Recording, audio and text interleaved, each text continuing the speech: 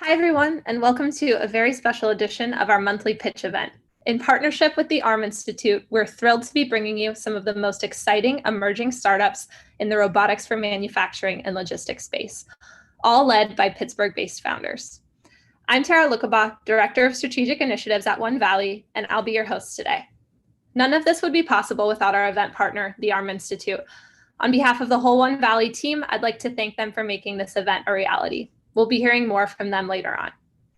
Before we kick it off, I want to tell you a little bit about what we do here at OneValley. OneValley is a global entrepreneurship platform that supports entrepreneurs, accelerates startups, and empowers organizations across the globe that foster innovation communities. Over the past 6 years, OneValley has supported hundreds of startups that have raised over $1 billion. Our mission at OneValley is simple: democratize the resources of Silicon Valley and share them with the global community. We do so through a variety of initiatives, including events like these. Pre-COVID, we were running 80 events a year in person in our various innovation spaces.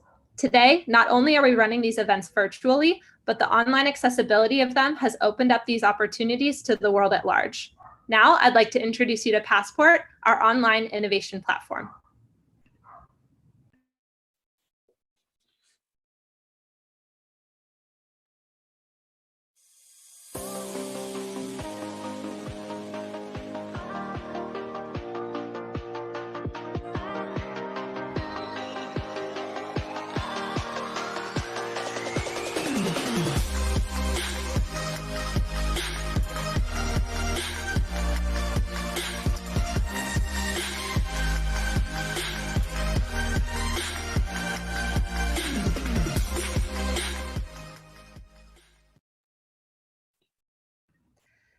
As you see, we have over 40,000 members on the Passport platform who access and interact with not only each other, but also dozens of corporate partners, hundreds of investors and mentors, and nearly $1 million in discounted or free technology tools and services.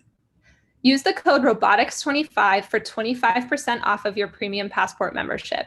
If you're not a member yet, I encourage you to check us out and take advantage of the discount by clicking the banner at the bottom of your screen. Just last week, we announced the launch of a Pittsburgh-only Passport ecosystem, the Pittsburgh Entrepreneurship Platform. PEP is an exclusive online community for Pittsburgh-based startups to help them navigate both local and global startup resources. Eligible Pittsburgh-based companies will have access to a growing roster of Pittsburgh mentors, investors, resources, events, and founders. They'll also be able to access a bridge into the global Passport community and all of the perks that come along with it. In addition to a cash prize, each of our winners today will be receiving a free annual membership to the Pittsburgh Entrepreneurship Platform, powered by Passport and developed in partnership with Ascender and the Richard King Mellon Foundation. Winners will also receive a fast pass to the semifinals of the upcoming Pittsburgh Startup Challenge, but more on that later. Head over to the Pittsburgh Entrepreneurship Platform to take advantage of our launch rate of $99. Starting June 24th, prices will go up. So follow the banner at the bottom of the screen for your chance to take advantage of this early offer. I'd again like to thank our partner for this evening, the Advanced Robotics for Manufacturing Institute, who not only made this event possible, but who is shaping up to be a pretty exceptional next-door neighbor.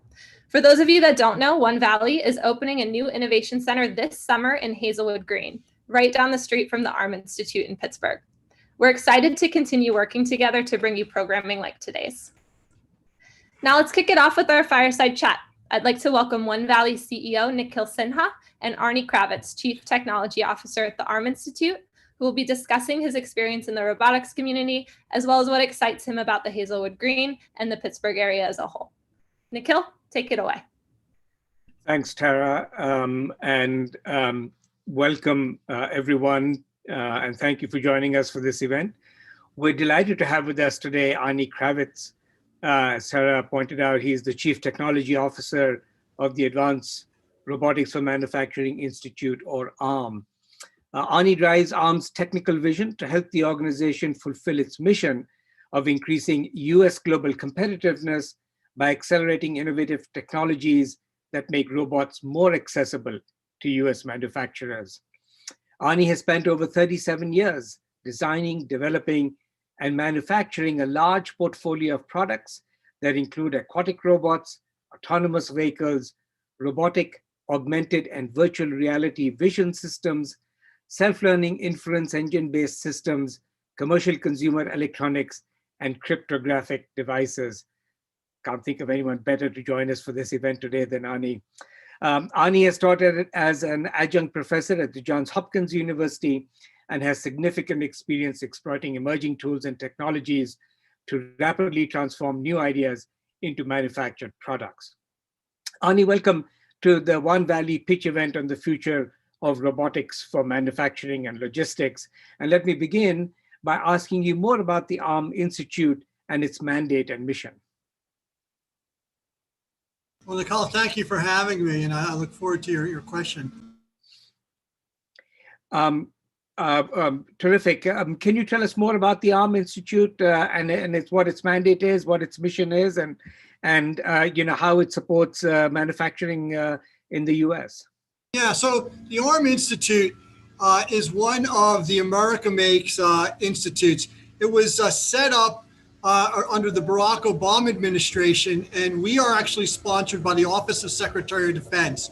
Our mission is to invigorate the U.S. industrial base through developing technology that will lead to the adoption of robotic technology that will make a marked difference in American manufacturing, the areas of making manufacturing more efficient, making manufacturing more proficient, making manufacturing safer, and propel the United States really into the future where we really do make, we can step up to the challenge for the nation, but we really do make the most enviable products in the world. And we do it by using robots as tools. That's great. Let me talk about Pittsburgh. Of course, the institute located in Pittsburgh, but Pittsburgh is also, often been called Robotics Row or Roboburg. But the city is consistently ranked as one of the best places to found and grow a robotics company. In your experience, what are the unique factors that exist in Pittsburgh to make all of that possible?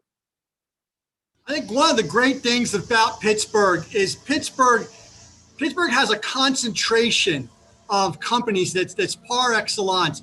Within a 3-mile walk of our facility in Hazelwood Green, there are over 75 robotics companies and artificial intelligence companies, as well as major universities, including Carnegie Mellon University, University of Pittsburgh, and other great universities as well. So I would say what makes this great is the concentration of people, and that the people are at that early phase in their career where they're just bursting with ideas, and we have all the pieces in place to help them form businesses and to get moving into the areas of robotics and artificial intelligence. I have a background, though, so I'm going to quickly, as you're asking me the question, move to a quieter area. Sure. I think many of the things that you've described in terms of this concentration of people, of great educational institutions that are developing, human resources that are skilled in particular techniques, and then an ecosystem there to support them. That's very much, similar to the reasons why we see the concentration of digital technologies and companies in Silicon Valley. And so it's great to see that kind of capability being developed in the Pittsburgh market as well. Sort of as you think about Pittsburgh and all of the resources, what is lacking right now within the Pittsburgh environment and community, and what more is needed to be able to support startups in particular within the Pittsburgh environment? So in terms of lacking, I would say,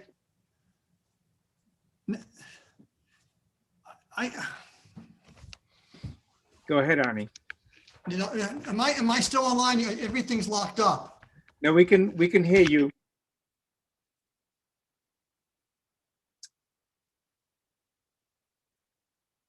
Arnie, can you hear me?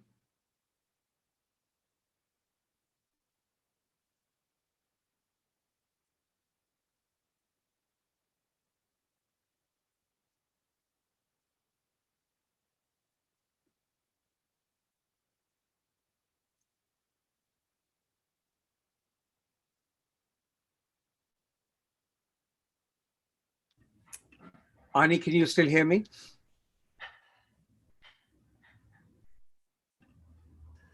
I think I'm back. Can you all hear me? I really apologize for that. Sorry about that. So in terms of what's lacking, we have the people, we have the talent. I wish we had more incubator facilities in the area, and I wish we had more availability of capital to help people get the funds they need to get going. That would probably be the big thing that really is blocking things. The other is, sometimes I feel there's not enough awareness of the funding that actually is in this area, such as the ARM Institute, such as the Mellon Foundation, such as so many other things. So I would say, just to answer that really briefly, it would be additional funding sources and additional facilities for incubators and startups would probably be the biggest things that could make a difference, and the knowledge of their existence. Yeah, and that is exactly the gap that we at OneValley hope to fill in the Pittsburgh community by bringing our passport platform to the community, by opening our new innovation center in Hazelwood Green, and bringing all of our resources, including our network of investors, into the Pittsburgh area to be able to support the startups. And so we're excited to come to the community and to fill that gap in terms of incubation and the availability of capital in the area. As for companies that are thinking of locating in the Pittsburgh area or already have startups in this area in Pittsburgh, what's the best way that they might think about working with the ARM Institute, and what kind of resources and support and networking capabilities can they develop if they partner with ARM? So ARM is a tremendous opportunity. So first of all, I would say join ARM. ARM is a consortium with over 300 members, from small companies to very large companies. We span industries as broad as textile to aerospace, to food processing. It's amazing the depth and the breadth of what we do. So I would say step one is join ARM. The membership dues are very low. It's a lot of it's work share. So attend a few meetings and you'll pay for it. Win a contract and you'll come ahead. So one is join ARM and become active in ARM, which means when we have a call for proposal, put a team together and respond. If you can't put a team together for yourself, just call me or call any of us on staff and tell us what you're looking to do. Discuss the idea. We'll see how it aligns with our roadmap, our strategy. We'll give you advice. We'll help you build a team. So when that proposal or that call for proposal comes up, you'll be ready. The most important thing we really provide is the ecosystem. And you build the ecosystem through relationships, and relationships are created by, even if you don't win, it's just working on the proposal together that gets you the relationship with a Boeing, an Airbus, a Siemens, or an integrator like a Premier Automation, or just other small companies that you didn't know were in the area. All of that is what you need to go after the other things, as well as, as I pointed out, we are a DoD institute. So again, it's the exposure to program managers at the DoD with budget that can help advise you or could see what you're doing. Just recently, we had a call for proposal for a fellow. One of the projects that came in didn't win, but it was a really good proposal. We forwarded it to another group in the government, and the government's getting involved with that person. I don't know where it'll go, but just the exposure is a big deal. So in terms of how do you get involved, the best way is to join www.arminstitute.org. It's not very expensive. And just, to point out, we have a call for proposal that's going to come out in about a week or two. So now is the time to join. Great, thanks. And as a reminder to the audience, if you have questions for Ani or for me, just write it in the chat function, and I'll read out your answers. Read out your questions. We do have a question from the audience, Ani, and what are the major industries that ARM is focusing on for expanding the use of robotics? So we focus on multiple areas. So let's just talk about, we have 5 focus areas. One is developing tools that allow you to assess what's the cost benefit analysis of doing this robotic rollout in my factory. It will allow you to assess, there are 5 ways to do this, to use a robot to do this manufacturing process. What's the best way? We call that reducing the risk for transition to the factory floor. And then we have 4 other technical strategies or focus areas that we're really investing in. One is the human, we call it the human element, but it's all things related to the human-robot interaction, making them easier to use, easier to program, giving them the perception to watch you work with it so it can work with you more efficiently, to understand its surroundings. The other is we call interoperability, make them interoperable. And all those technologies there are the robot-to-robot interactions. How do I coordinate 2 arms together? How do I coordinate an arm working with an autonomous mobile robot or working with a conveyor belt? Next to that is we call make them agile, flexible, and reconfigurable. The advantage of a robot over traditional automation is really a one-use layout, where robotics can be used over and over again in different applications. But let's make these robots be able to be put into a work cell, have them survey their work cell, and have them start to figure out how they can work in that work cell very quickly and self-calibrate to save time, reduce costs, and allow lower skilled people to work them. And lastly, just a significant number of these companies in Pittsburgh is the artificial intelligence aspect. I look at artificial intelligence to say, how do I use artificial intelligence to enhance the performance of a robot used in manufacturing? And manufacturing does include moving equipment around the factory, moving equipment into the stores, into the warehouses, loading and unloading trucks, pick, place, kit, stack, unstack, and all the logistics functions that some people don't consider to be part of manufacturing, but are absolutely part of the manufacturing supply chain. Talk a little bit more about that application of AI and autonomy to robotics in manufacturing. The main focus in the last few years around AI has been around autonomy and autonomous vehicles, but you seem to suggest that there is a greater role for AI and robotics to play within the manufacturing sector. Talk to us a little bit more about that. So yeah, absolutely. So thank you for asking. A lot of robots, in order to run more quickly, they'll solve every path plan there is. So they'll know how to move their arm from A to B, but there can be an ambiguous solution as to how you do it. So even though the artificial intelligence, even though the path planning does not need artificial intelligence can enhance the path planning. That's just one easier one. So I have a repeatable path all the time, rather than going to a lookup table and pulling the path. The artificial intelligence will choose the best path, and it can learn from how it's doing it to always choose the best path. That's just in one thing in motion. In terms of what is it looking at, that's the perception side of artificial intelligence. So in terms of developing classifiers, find the Coke bottle in the scene. That's easy. Now find where to pick up the Coke bottle. And by the way, it's not completely full. So where is the center? How can I pick something up where I don't know the center of mass and not drop it? I don't even know what it weighs sometimes. How do I figure out how to pick three-dimensional randomly shaped objects and pack them into a box in the most efficient way for the box? And by the way, let's put the center of mass in the center of the box, so when I stack them, they don't fall over. So those are some of the ways that artificial intelligence works. In terms of the cobot, where I'm building a robot that's going to work with me to move a heavy piece of carbon fiber. So I'm moving it from here to here, and it's heavy. So instead of having 4 people do it, it's going to have myself and the robot. The robot's got the other end. It's like moving a bed sheet. It knows that it has to move with me. If it moves too fast or it does it jerkingly, it can wrench my back.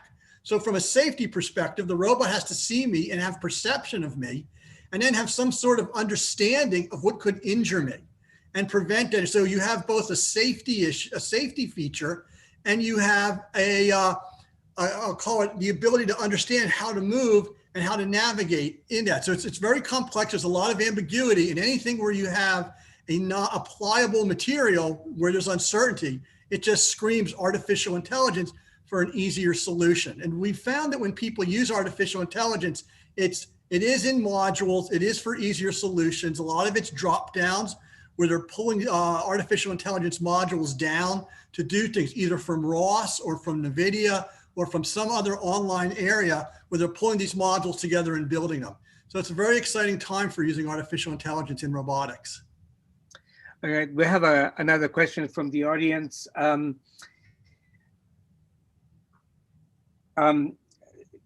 us how you think the robotics industry can help in managing future pandemics, and whether it's through developing medical equipment or dispersing supplies, etc.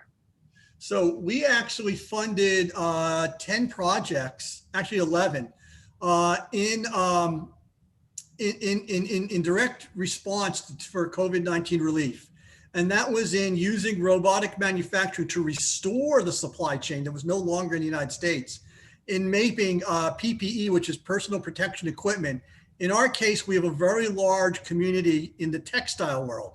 So for us, it was very easy to bring textile manufacturers and fund them for projects to make masks, gowns, and booties. We have a team of a small company called Interface Solutions that teamed with Rensselaer Polytechnic University, a small one-guy shop out of North Carolina that had been in the textile world, and Hickey Freeman, which is manufactures some of the finest suits. So for all the smalls, just to get introduced to Hickey Freeman was a big deal. They're leveraging technology from RPI, and they put together a robot that makes PPE. We have another one, which was Henderson Sewing Machine Company, Siemens, and several other smalls that put together a lights out manufacturing line that makes PPE, packages it, and palletizes it. And so those were some of the things we brought to bear. The other areas that we brought to bear was in autonomous mobile robots, several of them that can roam around a factory and disinfect it. One of them was teamed with FedEx, and it's doing the demonstration at FedEx to actually sanitize a facility while people are working there, to not disrupt it. That's going to get tested over at Warner Robins, and that could be a product that goes. And lastly, we had one that was funded by NIST, and that project was to build a robot that could perform qPCR testing at high rates of speed. So it would automate it, got the cost way down, could do it in about, if there was a part where it had to be in an oven for like an hour, but aside from that, it took like 5-10 minutes to do the test. So for while you wait testing, this was a great process. It did, I forget how many at a pop. They needed 4 months to get going. They got it going in 4 months.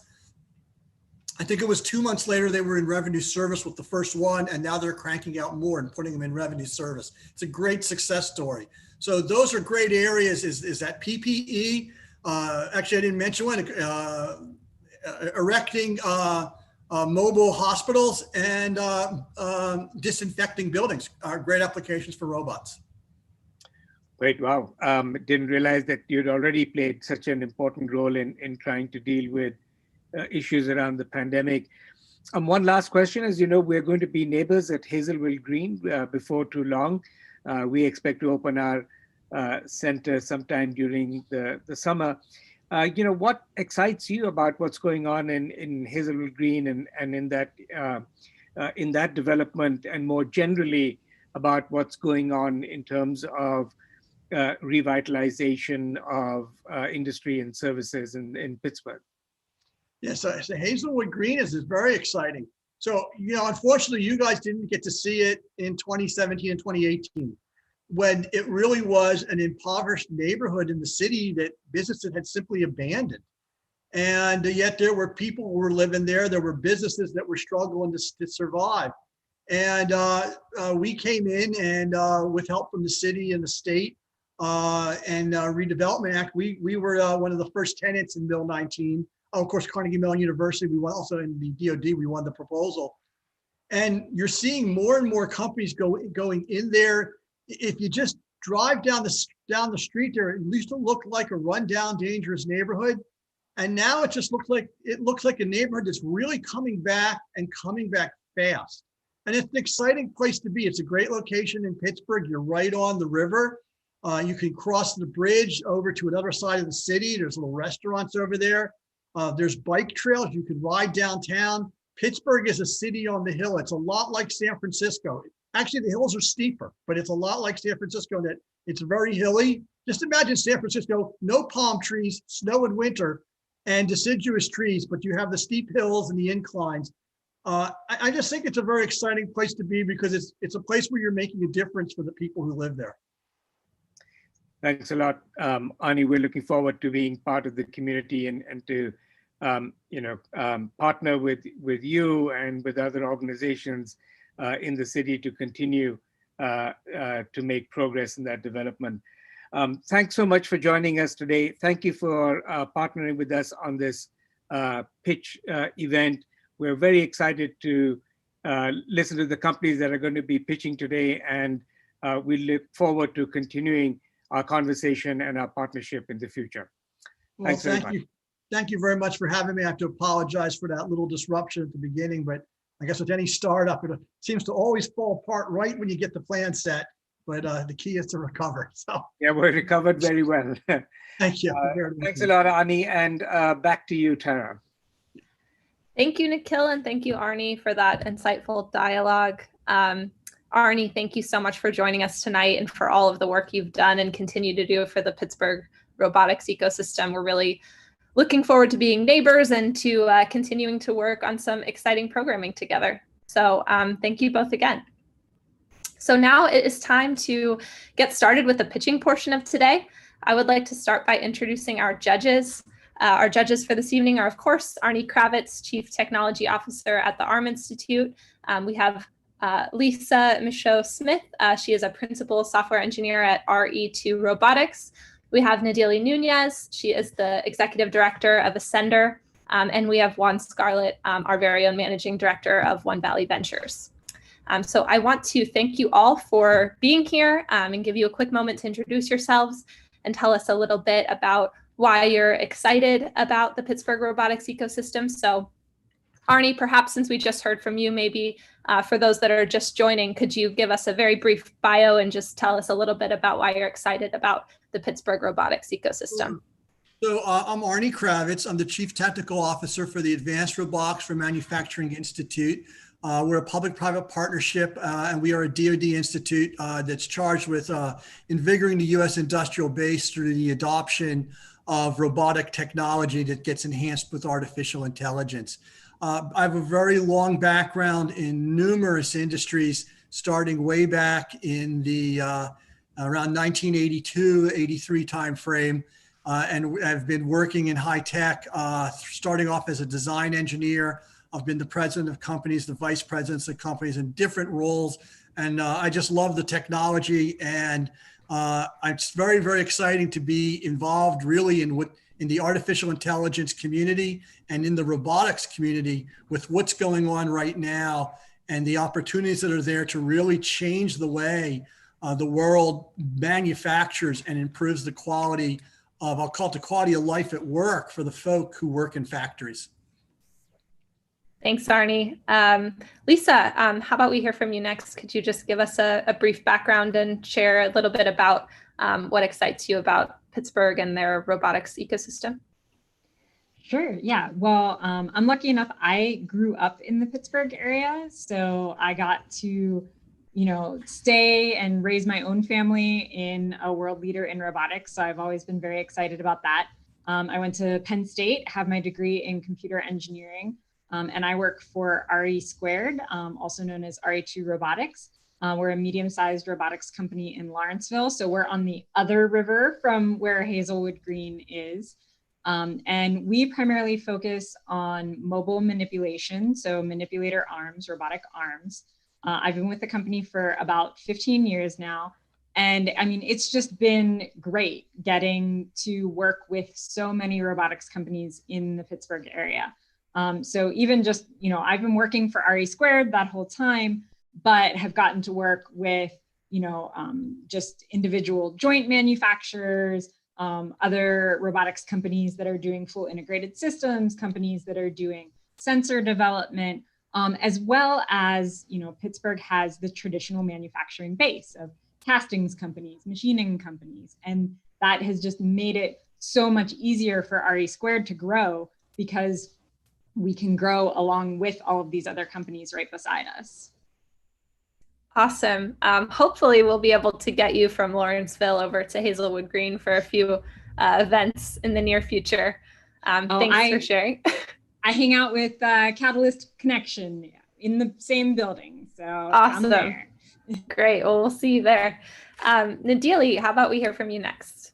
Sure. Hi, everyone. I'm Nadili. I'm the Executive Director of Ascender. We are an entrepreneur community that helps startups start and grow their businesses through our education, through peer-to-peer support. We have a large network in terms of, and we work with all kinds of entrepreneurs, not just manufacturing. I'll say in terms of the excitement I have towards this industry, in 2020, I think more than half of the tech investment went to this sector.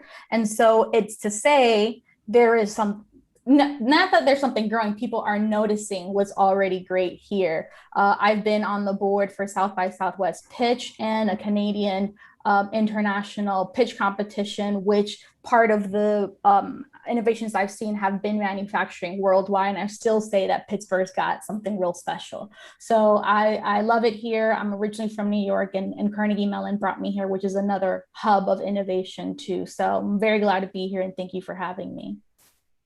Thanks, Nadili. Awesome. So Juan, how about last but not least, could you share your background and why you're excited about Pittsburgh? Sure. Thanks, Sarah. Juan Scarlett. I lead OneValley Ventures, where we work with partners to develop and execute venture investment strategies across the OneValley ecosystem. Our first major effort is the OneValley Ventures Fund, a seed stage fund focused on investing in standout digital transformation companies with dynamic founders taking on high value problems in attractive markets. I've been in the venture capital industry for the past 14 plus years, and broadly working in technology investing and research for the past 20. Prior to joining OneValley, I led an early stage fund called Enabled Ventures and a growth stage investing effort at Passport Capital. Some of my past robotics and automation investments include Oris Robotics, which was acquired by J&J, May Mobility, and Sense Photonics. I'm personally just excited to begin to interact with the very vibrant Pittsburgh startup ecosystem and meet so many of the wonderful founders and robotics experts in the area, and generally just really just enjoy working with energetic founders to help create incredible products using next generation technologies. So I'm excited to be here and definitely looking forward to hearing the pitches. Thanks, Juan. And thank you again to all of our judges. Just hearing you all speak so highly of the Pittsburgh robotics ecosystem is making me even more excited to be a part of it. So today, these judges will have the difficult task of judging our 7 amazing founders on their upcoming pitches, but there can only be one winner. Our pitching founders will be Mark, CEO of Bloomfield Robotics, Howland, co-founder, and Joshua, director of hardware of Mach 9 Robotics, Jesse, CEO of Gridfruit, Dipan, CEO of Voyage, Allison, CEO of Codex Labs, Prakash, CEO of EXGware, and Stuart, CEO of eStat Actuation. A quick reminder about what's at stake tonight. Our grand prize winner will be walking away with $2,000 in cash. The audience choice will win $500 in cash. As mentioned, each of our winners will also be given a free annual membership to the Pittsburgh Entrepreneurship Platform and a guaranteed spot in the semifinals for the upcoming Pittsburgh Startup Challenge. Let's quickly go over all the ways that you, the audience, can take part in the action today. First, ask questions to our pitching startups in the chat. If we have time, we just may get to them. Next, rate each startup after your pitch. Your votes determine the Audience Choice Award, and by rating, you will be entered in a raffle for the chance to win 1 free year of Passport for yourself. Finally, if you'd like to connect with any of our pitching startups, ask for an intro through the Meet the Startups tab at the top of the page. So with that, let's get to our pitches. First, I'd like to welcome Mark, CEO of Bloomfield Robotics, to the virtual stage. Hi, thanks. I'm Mark DeSantis, CEO of Bloomfield Robotics. You can all see my deck.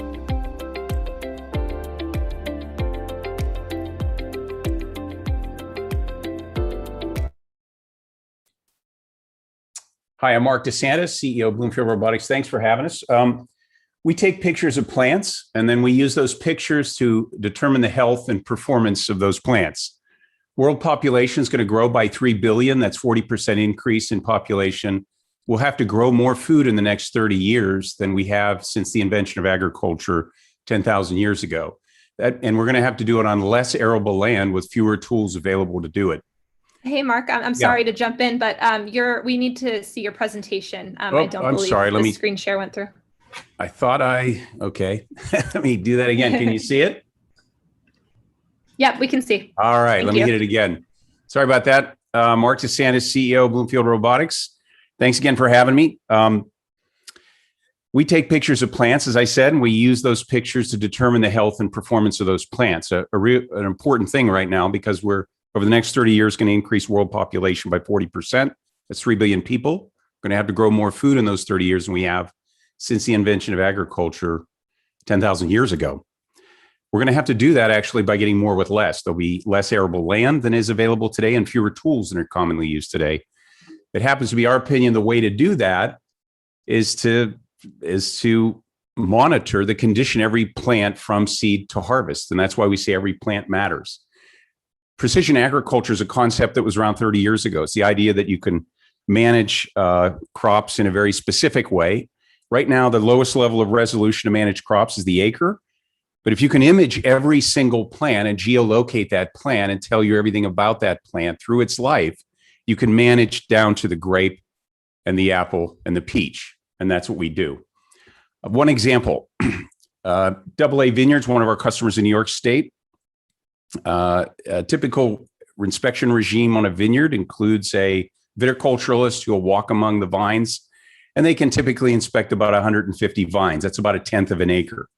Using our technology, our camera, seated really on anything that moves. It could be we've used ATVs, tractors, a variety of things.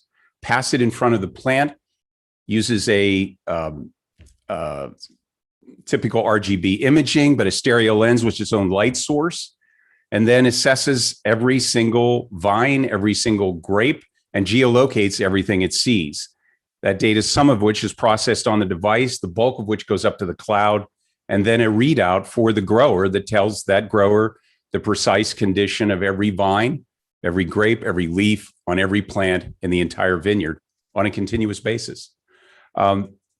We've got right now, this is a little dated, we actually have 14 vineyards in 4 states and now 5 countries. So we're actually doing vineyards in Washington State, Oregon, New York, and a cluster in California, 1 in Canada, 3 in France, and 1 in Italy. We're crop agnostic. Actually, we're doing blueberries in Peru and cacao trees in Colombia. It's a team that came out of Carnegie Mellon, not surprisingly, developed technology over about a 10-year period. The 2 founders, I'm the CEO and joined about a year and a half ago, Tim and George, who were at the Robotics Institute, had built various types of robots to work in various types of agricultural settings. And they realized one thing, which is farmers are not ready to buy robots just yet, although they will one day. But they decided to take the perception part of the robotic technology, the imaging and assessment, and make that a service. So we sell our service sort of a cell phone model where the user doesn't buy any robotic technology per se. They're buying the ability to have their crops assessed on a continuous basis. So thank you for the opportunity.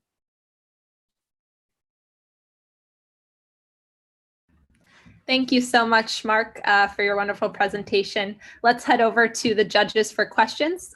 Lisa, maybe you could kick us off.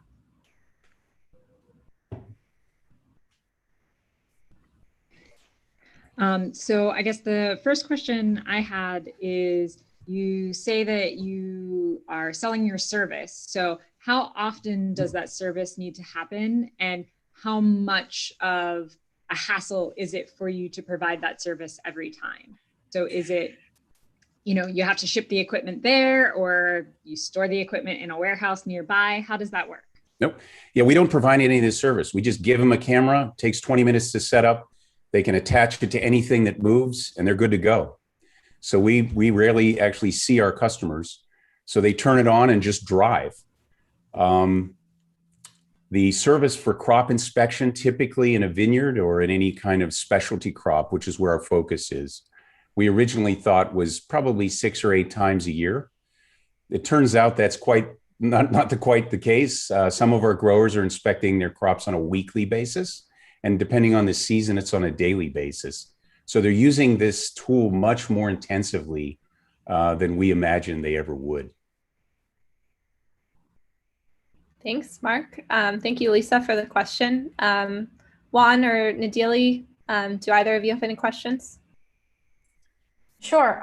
So, your problem statement was related to we're going to need to grow more food with less land, but what you currently are able to diagnose are things like blueberries. But I think the most planted crop, isn't it, wheat or corn? So does your product able to make that same analysis for those kinds of crops? Sure. We've done sorghum. We got a $600,000 grant from the Department of Energy, the ARPA-E program, to assess about 10 acres of sorghum in South Carolina. It works in any crop. We chose specialty crops because the margins, the volumes of, let's just say, the revenue associated with an acre of corn is about $600.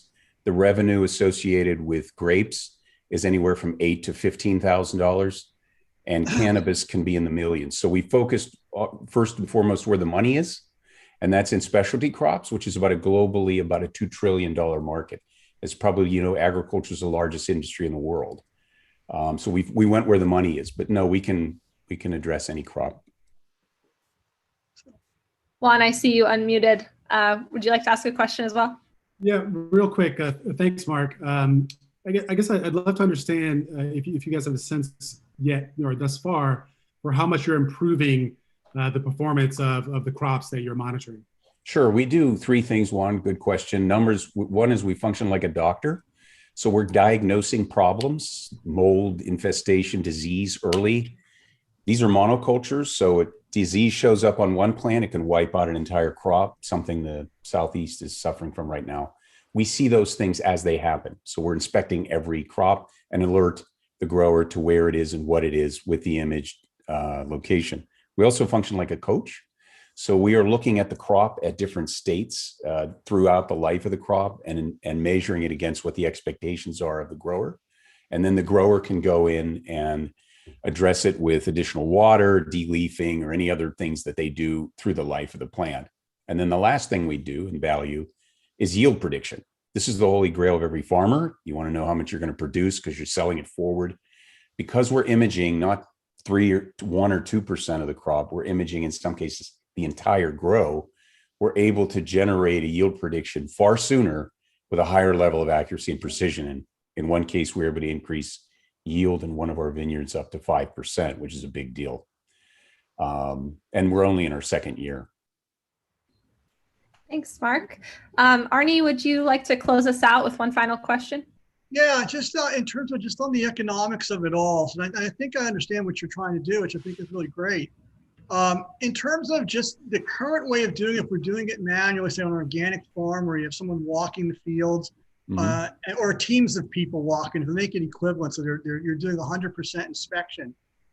What's your cost differential in doing that between having the people walking the field and by the way, and then they can turn the fruit, so they're going to see both sides of the fruit as well, versus the other approach like Hemva out of Spain has, where the UAV flies on top of the crops and looks down, and again is looking for, just like you say, the health of it. What's your cost advantage in those 2 scenarios? Sure, it's substantial in both. It's not really a labor. We originally sold it as a labor savings value, but let me talk about drones. Drones can't see what we can see, and at least of the 14 vineyards we're in, 5 or 6 already use drones, and they acknowledge that. So we're not competing with drones. You cannot see what we see boots on the ground. We're perpendicular to the plant and can see directly into all the things we need to see that's not visible to drones. And that's just acknowledged.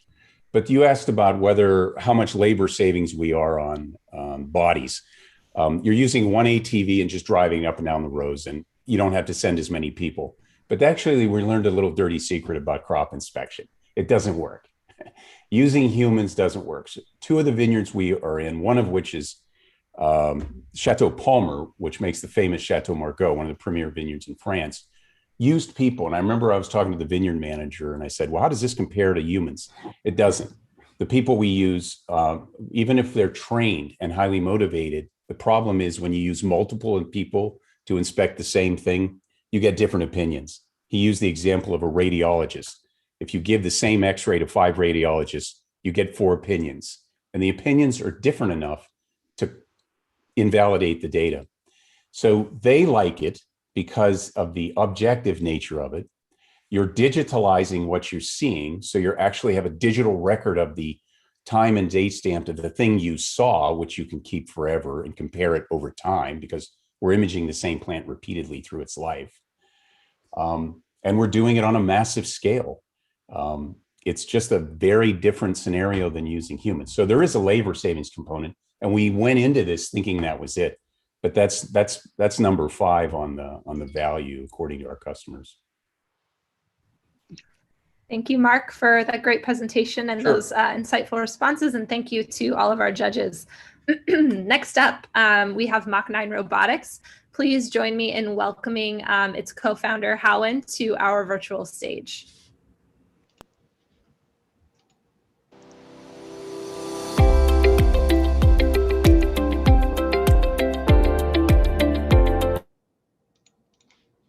Hello, can y'all see me?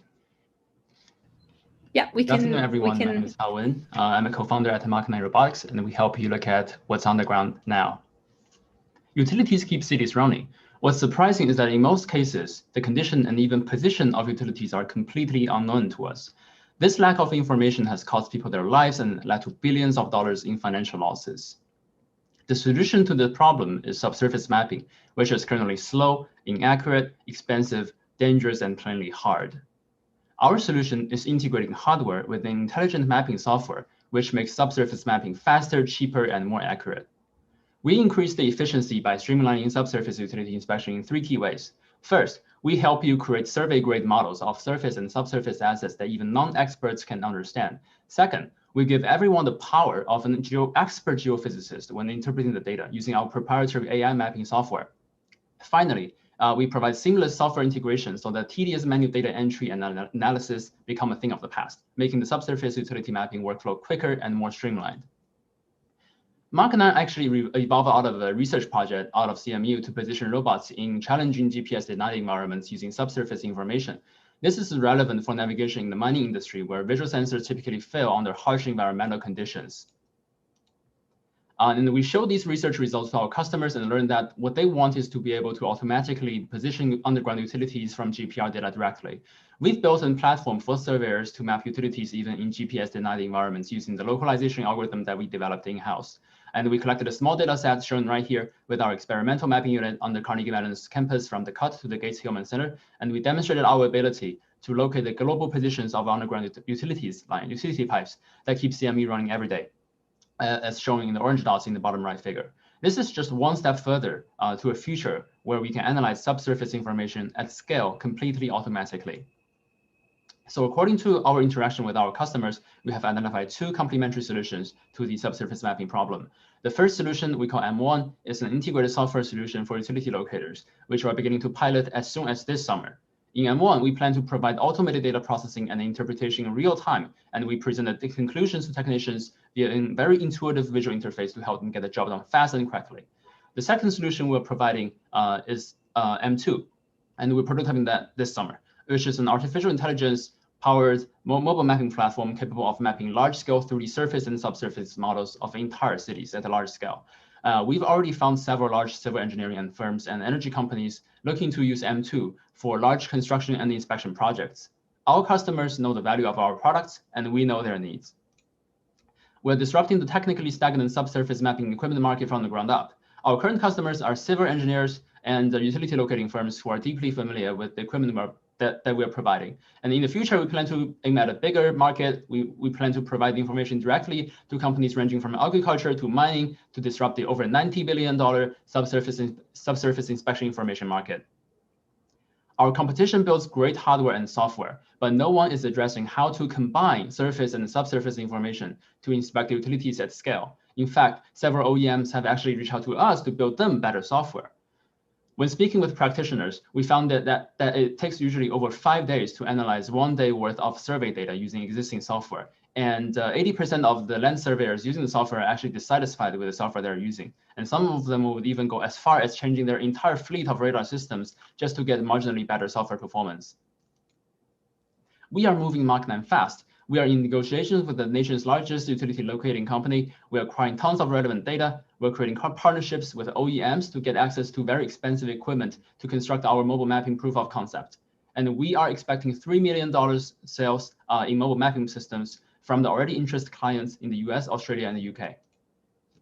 We are the right team to tackle the subsurface infrastructure inspection problem.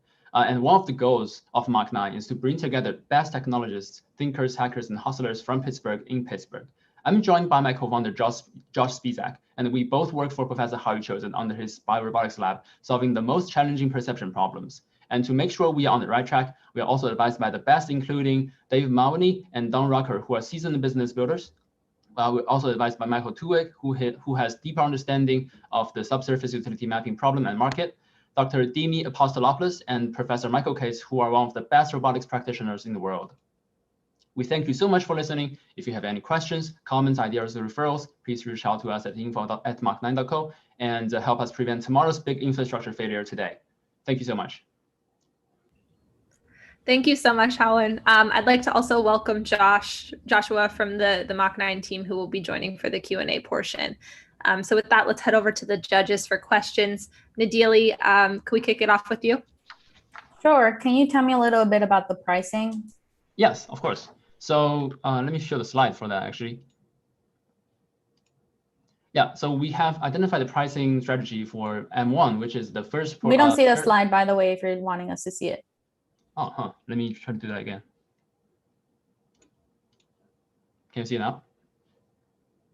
Yes, yes. Okay, cool. Yeah, so for our M1, we are planning to sell $9,000 as a base installation fee per unit, and $500 per month for the premium software features that you can subscribe to.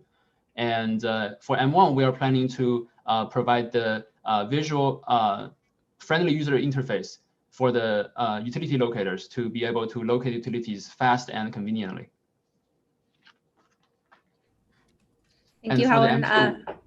It's going to be more expensive with a more sophisticated system being able to map larger scale utilities for entire cities. Thank you, Howard. Arnie or Juan, do either of you have any questions? What kind of error rates are you expecting? Sorry about that, turn my video off when I meant to turn it on. What kind of error rates are you expecting as you're working with the device? You know, basically I would say an error, probably the more serious one would be that you missed a wire versus that Yeah, that's a very good question. So for the error rate, I think, so there are two metrics that we are looking at right now. First is the false positives and false negatives, which are the ones that you're talking about. Maybe we sometimes miss a wire, maybe we falsely detect something that's not a cable or a pipe. The second category of metric that we're looking at is all the classification error, which we are trying to autonomously classify the pipes that we are seeing to split them into different categories. So for example, this is a sewage pipe, this is an electric pipe, this is a water pipe. And for both of these metrics, we are still doing experimentation to determine what's the best value for that is. And also for the, what we plan to do is to do as well as the best geophysics there is, and to help them prevent making simple mistakes, such as missing pipes that are not very obvious to a human eye, but for an algorithm, from an algorithm perspective, it should be plenty visible. Sorry, just two quick questions. Are you able to detect leakage current on electrical wiring, or as well as leaking pipes, just out of curiosity? Yeah, using the GPR, we are able to detect the water leaks, because how GPR essentially works is detecting the density changes in the material. And if you have water leaks somewhere, the density of that part of the wet dirt would be different than the other areas. So we will be able to detect leaks, but not for electricity damages, but we will be able to see the obvious surface damages of pipes and all sorts of cables. So yeah, we will be able to detect water leaks, but What about For a lot like, of inspection including purposes, ground we'll be able fault? to detect these problems. Yeah, and just including like ground faults, the hazardous conditions where you could have an electric current pop up when someone steps on something. If not, it's okay. I just was curious. Yeah, I don't think we'll be able to detect electric faults, but that's something worth looking into. Thanks. And one other thing I would like to mention on the point of error metrics, like Howen said, we are still developing those metrics and where we're at now. But one of the beautiful things about our system is we are using machine learning and artificial intelligence to improve ourselves. So the first thing is, as they use the system, they're able to check it. So if we do miss something, it's no longer them trying to check all the boxes and find it all themselves. It's them making sure, yes, this looks correct. There's also one here. It transforms the problem and makes it a lot easier. And then from their input, we're also able to learn and adapt the system to do a better job next time. So we'll only just keep improving as we get more and more usage. Right. Thank you, Howen and Joshua. I think we may have time for one more question. So Lisa or Juan, do either of you have anything? I just have a quick question, actually. Howen and Joshua, thanks so much for the pitch. I want to make sure I understand the timeline that you guys laid out to launch of the product. I believe you mentioned that you were a conversation about a few pilots, but we'd love to understand the timeline from today to when you expect the solution to be available to customers. Yeah, for the M1, we're planning to finish development in the summer during September and deliver our first proof of concept and prototypes to our customers. And for M2, we're planning to start development in the summer and finish that in around 6 months, which will be around end of this year. Great. Well, thank you again to the Mach 9 team. One quick reminder to our audience, please remember to rate each company at the bottom of the screen for your chance to win a free Passport membership and to help us decide the Audience Choice Award. You can click on each company name and you can rate all 7 companies presenting. And then at the end of the event, scores will be tallied to determine a winner. Thank you again, Mach 9, and thank you to our judges. Up next, we have Jesse, CEO of Gridfruit. Please join me in welcoming Jesse to the stage.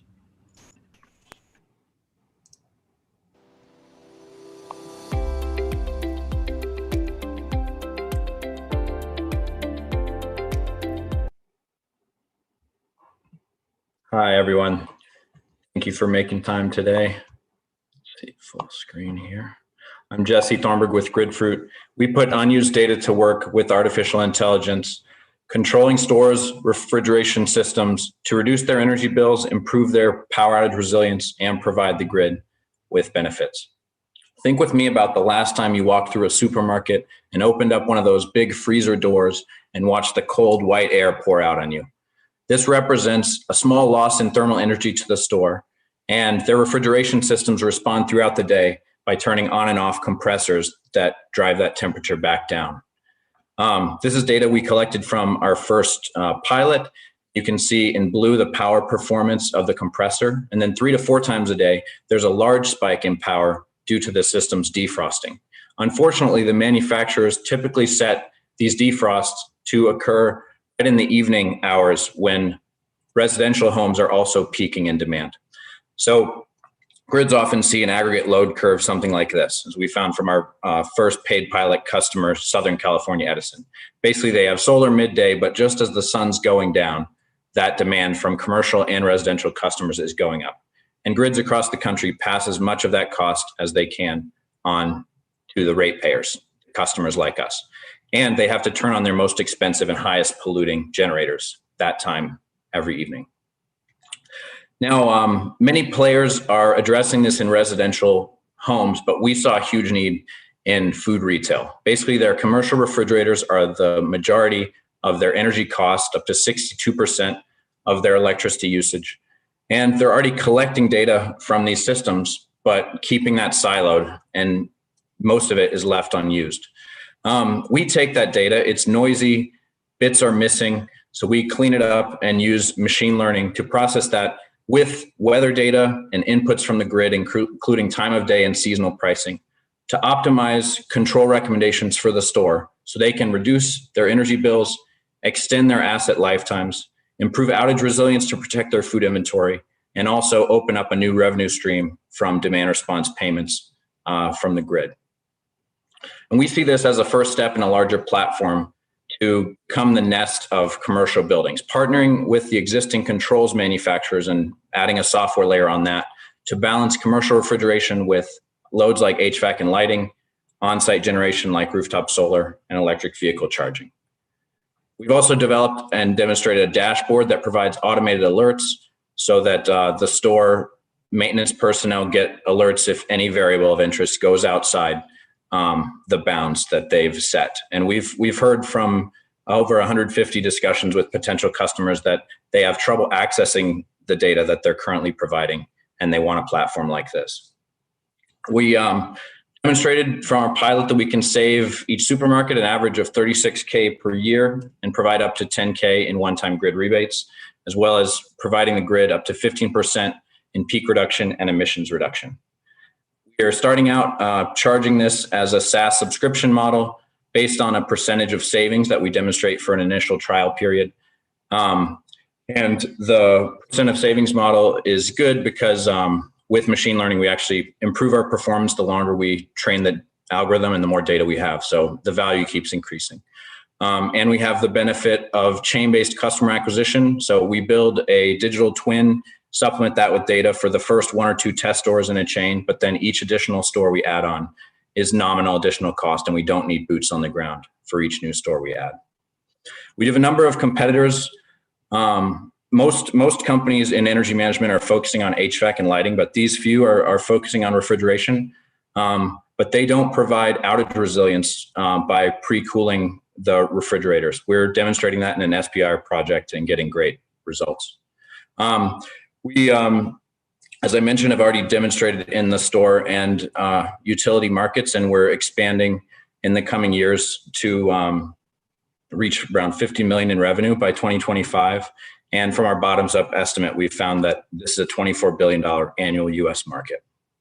I'm very thankful for our team. We're the right team to get this done. My own background is mechanical engineering and controls. Studied engineering at MIT and Stanford before starting a solar startup. I actually worked with Ascender in those days, and partnered with faculty member Javad Mohammadi at Carnegie Mellon University and our softwares and controls lead, Carolyn, a recent Carnegie Mellon graduate. We're super thankful for our great mentors and advisors, including Afshan Khan from Innovation Works and Professor Shomokar from Carnegie Mellon.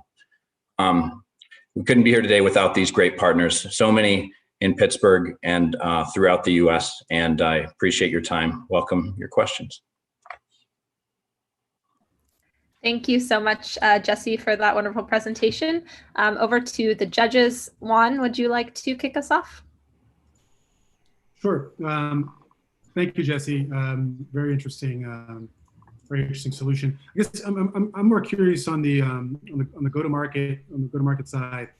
So I think you said that one of your pilot customers was SoCal Edison. I guess I'm curious, is when you start to go to market to sell into end customers, will you do so through energy producers in particular regions, or will you do so direct to grocery store and retail chains?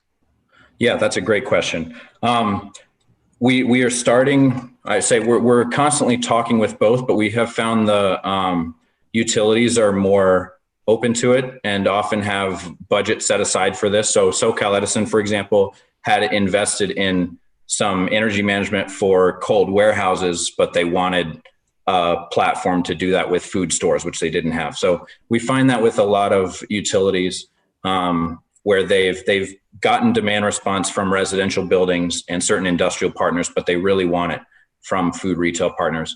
And they have the funds to provide demand response payments, provide us funds to build it out. We do see in the long run, we provide more value per store if we're selling directly to the store because we have that outage resilience piece and predictive maintenance benefits. So in the long run, we basically want to build trust with the utilities and then sell in a monthly subscription to the stores. Thanks, Jesse. Lisa, do you have any questions for Jesse? Yeah, so my question is, if you are shifting around the times that you're doing the defrost cycles and things like that, is there any effect on food quality? So they had the schedules for a reason, right? So what does changing the schedules do to the food quality? Right. It doesn't affect the food quality because we are not ever letting the temperature go outside the preferred band. You know, we're not letting refrigerator food freeze, and we're not letting it go above 41 Fahrenheit. We're basically pre-cooling to the lower end of that band, pre-cooling certain units at different times so that they don't have to drive all the compressors at once and don't defrost at once. So it's just basically looks like an offset sine curve almost, or an offset sawtooth function where they just are not coinciding, but they're still maintaining the same temperature band. So the food freshness is never in question.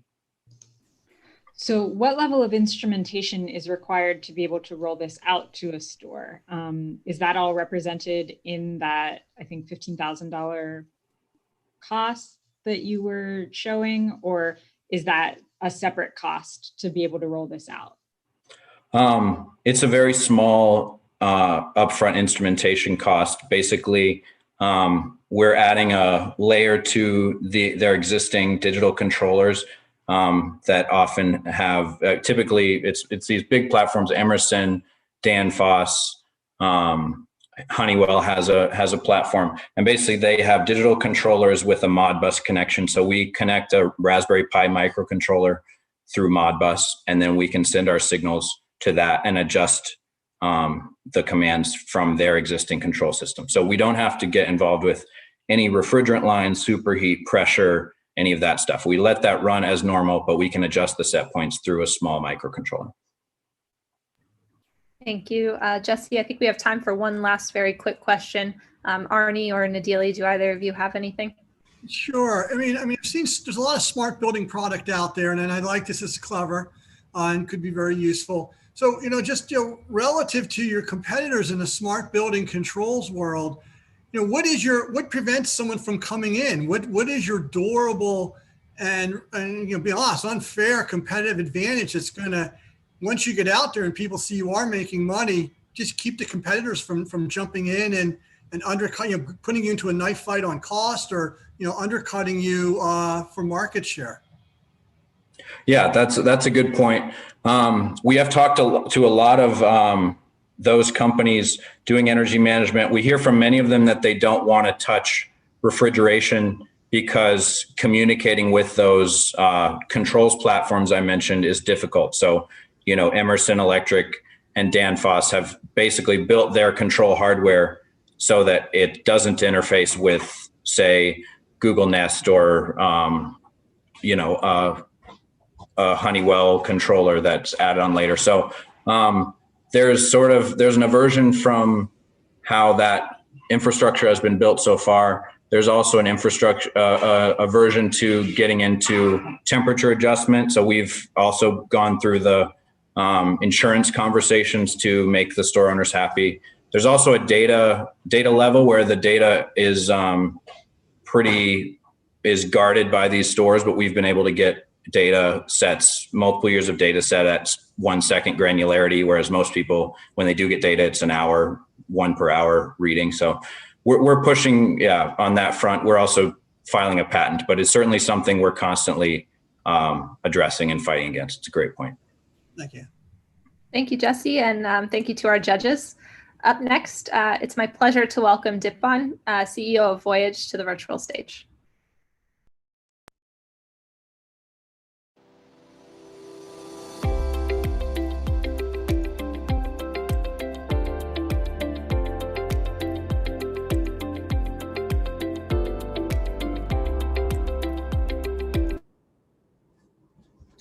Hi, my name is Dipon, and I'm the CEO and research scientist at Voyage. It's really great to be here. Thank you for your time and attention this afternoon. We'll just go ahead and start. So at Voyage, we are building a robotic arm automation solution for SMBs in manufacturing to be provided as a service. So this is general reprogrammable robotic arm automation. So we are a 2-month-old startup in Pittsburgh. We are very early.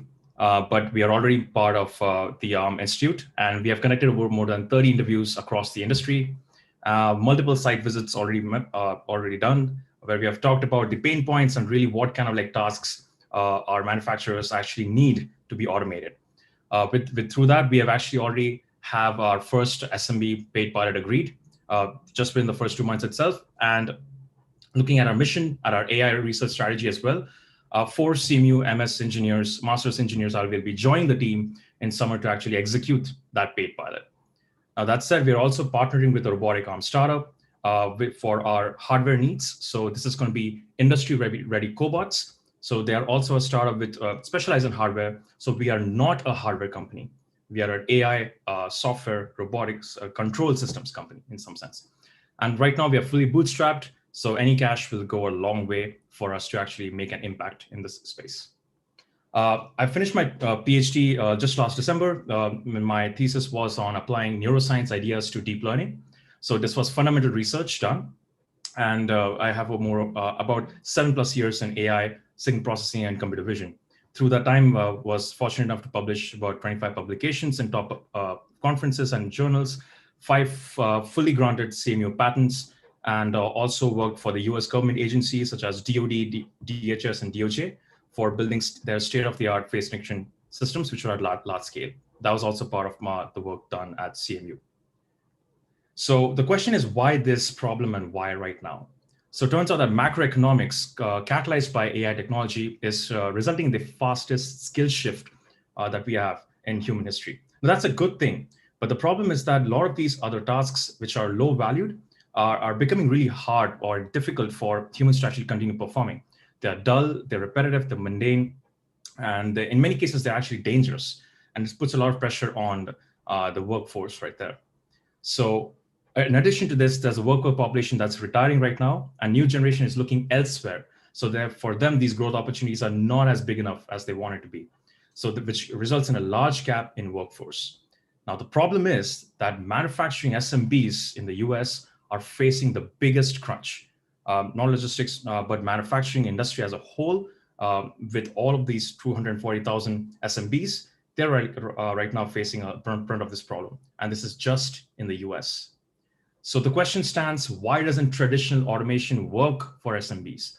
And the answers are actually fourfold. So it turns out it's very expensive. It's expensive to get equipment, and also add to that the integration costs, which are a CapEx expenditure. So it's a high upfront barrier, financial barrier getting there. Robots can't really handle variation in terms of objects and tasks. It's also difficult to reprogram them for doing new kind of tasks right there. And finally, there's a knowledge barrier, which all together leads to low adoption in SMBs. So why do we actually care about this? Because 98% of US manufacturing are SMBs. 75% of them are less than 20 employees, and 89% of them cannot fill open positions. This is a big market with a huge pain point. So SMBs need affordable, flexible, and versatile robotic arms. And that's exactly what we are building here. We are building robotic arm AI control software, which enables demo-based reprogramming, which means the user does not need to know programming or any robot experience at all. They simply walk up to the task station, they do the task, and our sensors and vision systems look at the task, decode it, and code it up for the robot itself, and the robot executes that as approximately as possible. Now, this is great for a high mix of tasks and objects that's typical in the SMB environment, and there's immediate ROI. We charge less than what they would actually pay for this task to be done manually. And this prototype is something we have 9 months to go for a physical prototype. And right now where we are at is about we have simulation where the same AI algorithm can do 4 different tasks. And right now we are focusing on pick and place for our customer. And our key tech differentiator is the fact that we have proprietary next generation AI algorithms using neuroscience ideas focused on product. So my PhD, for example, showed that biological neural connectivity helps perception, and in fact allows for 10 times smaller deep networks with better performance and accuracy. So that's just one idea from neuroscience through my PhD, which help with this kind of work. But then there are many more ideas out there as well. So I was fortunate enough to be mentored by CMU and MIT professors with industrial neuroscience experience. And all of them are actually one of the best in applied side of things, like Professor Mario Savides And Professor Tommaso Poggio was, in fact, the father of computational neuroscience. So we have a great team at Voyage right now, and we are democratizing robotics through AI research. Thanks so much. Thank you so much, Dipan. Let's head over to the judges for questions. Nadili, can we kick it off with you? Sure, yeah. So I just want to make sure that the appeal here is that you can, the pick and place, for example, function that you are focusing on. I've seen this in larger factories. It's already like an ability that certain arms can do. Your edge is that your approach is inexpensive for the smaller businesses that can't otherwise afford that large current existing arm. Is that true? That is correct. So we are trying to democratize this, which means increase utility and decrease cost. So yes, first is to decrease cost itself. So how many? I'm sorry, go ahead. That's fine. So how many customer interviews have you conducted for this? Yeah, so for 30 plus. So we have talked to logistics as well. We have talked to SMBs. We're conducting multiple site interviews. So we've seen the variety of tasks that are out there. So this cannot be done with just pick and place. So current pick and place is mostly doing reinforcement learning. That's where the deep learning comes in. But you need actual fundamental research in neuroscience to actually have more versatility in the tech, in the control software. That's what my expertise is, and that's what we're trying to build. Not only just pick and place is just one task that we can perform, but you can reprogram them for other tasks as well. And that's the product that we're building for SMBs. So it's cheaper and it's more utility, provides more utility because it's more versatile as well. Lisa, this area is kind of right up your alley. Do you have any questions? So you said that you are partnered with an arm manufacturer, but you didn't say anything about partnerships with the sensor manufacturers. And I feel like the sensors are equally, if not more important for this task. So where are your sensors coming from? Right. Right now, our sensors are cheap, I would say, off-the-shelf sensors which just have depth perception. So we're working with just RGBD cameras, basically. So my PhD has, throughout my PhD, either be it in face recognition or when we actually worked for the perception stack for Boston Robotics, we always work with RGB cameras. So that's where the power of deep learning comes in, where it tries to make sensors as cheap as possible, such that our end product is cheap as possible. So right now we're working with RGB cameras, which are off the shelf, which are under like $200. Thanks, Dipan. Juan or Arnie, either of you have any questions for Dipan? You're on mute, Arnie. I have one, but I was going to let Juan go first because I think I interrupted Juan. And if go right ahead. Go ahead. So just from a supply chain perspective, and just full disclosure, you recently gave us a proposal that was similar to this for one of our fellows positions, and I thought was a very good proposal. And I do like this project, and I like what you're doing with. I like for it's the target the SMEs. I get the cost model. You're trying to make it cheaper and easier.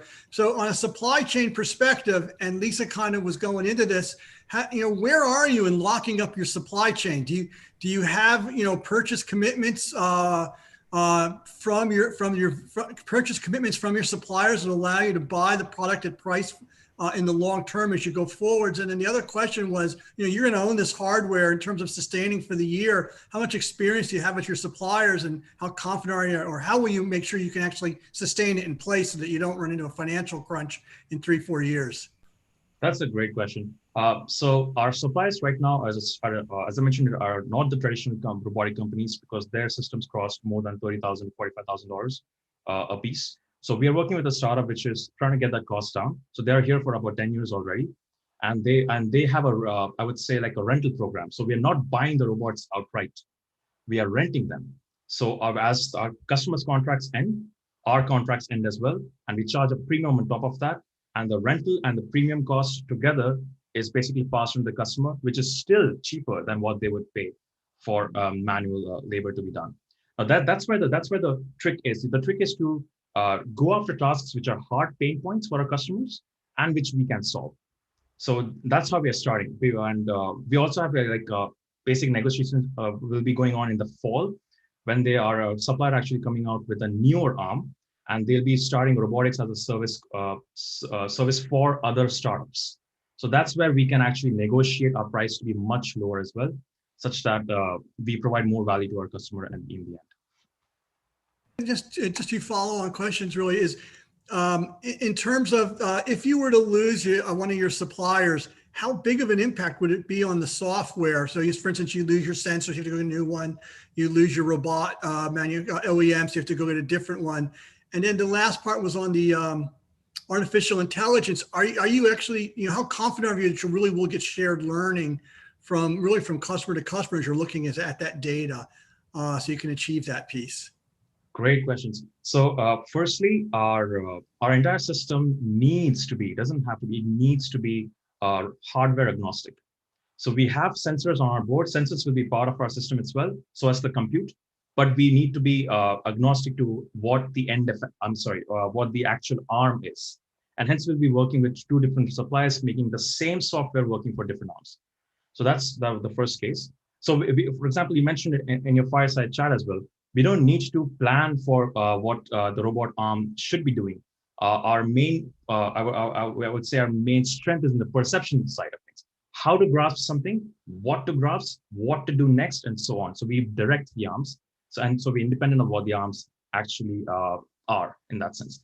And second thing is that once we have different customers, each grasp is going to be performing, it's going to be helping the model learn to grasp better. Once that happens, the models are going to be syncing to the cloud itself, and that a master model is going to always get better at actually grasping objects and doing that particular task. So we have continual learning, and that's something that's also worked on during my PhD as well. And that's continual learning is going to be applied to our models as well. So we continuously learn and get better at our metrics for every individual customer as well. I don't know if that makes sense. Thank you. Thank you to our judges, and thank you, Dipan, and congratulations on the progress in just 2 short months. Before we move on to our next presenter, we are going to take a brief, just 2-minute intermission. So fill your cup, have a quick stretch, and we'll be back after these brief messages.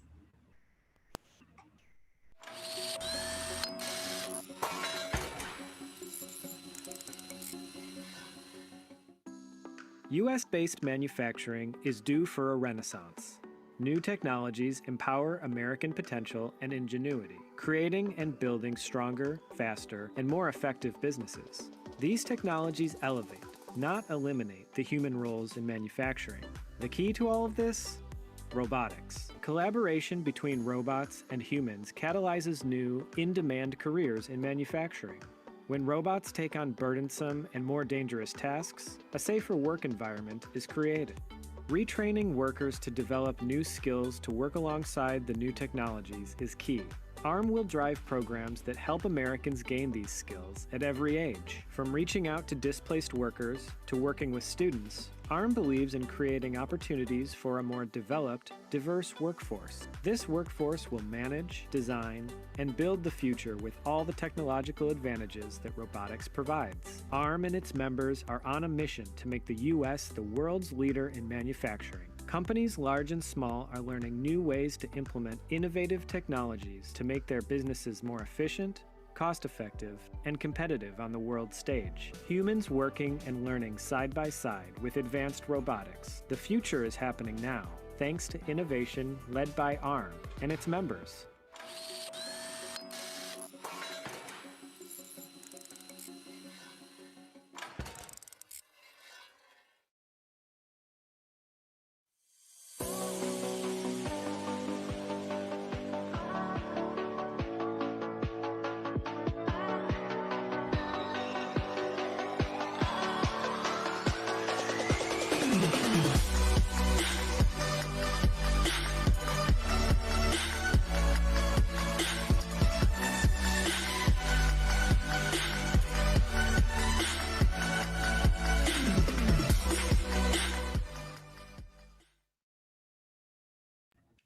Welcome back, everyone. Thanks for sticking with us through that short break. Let's get back to our last 3 startup presentations. Up next, let's welcome Allison, CEO of Codex Labs.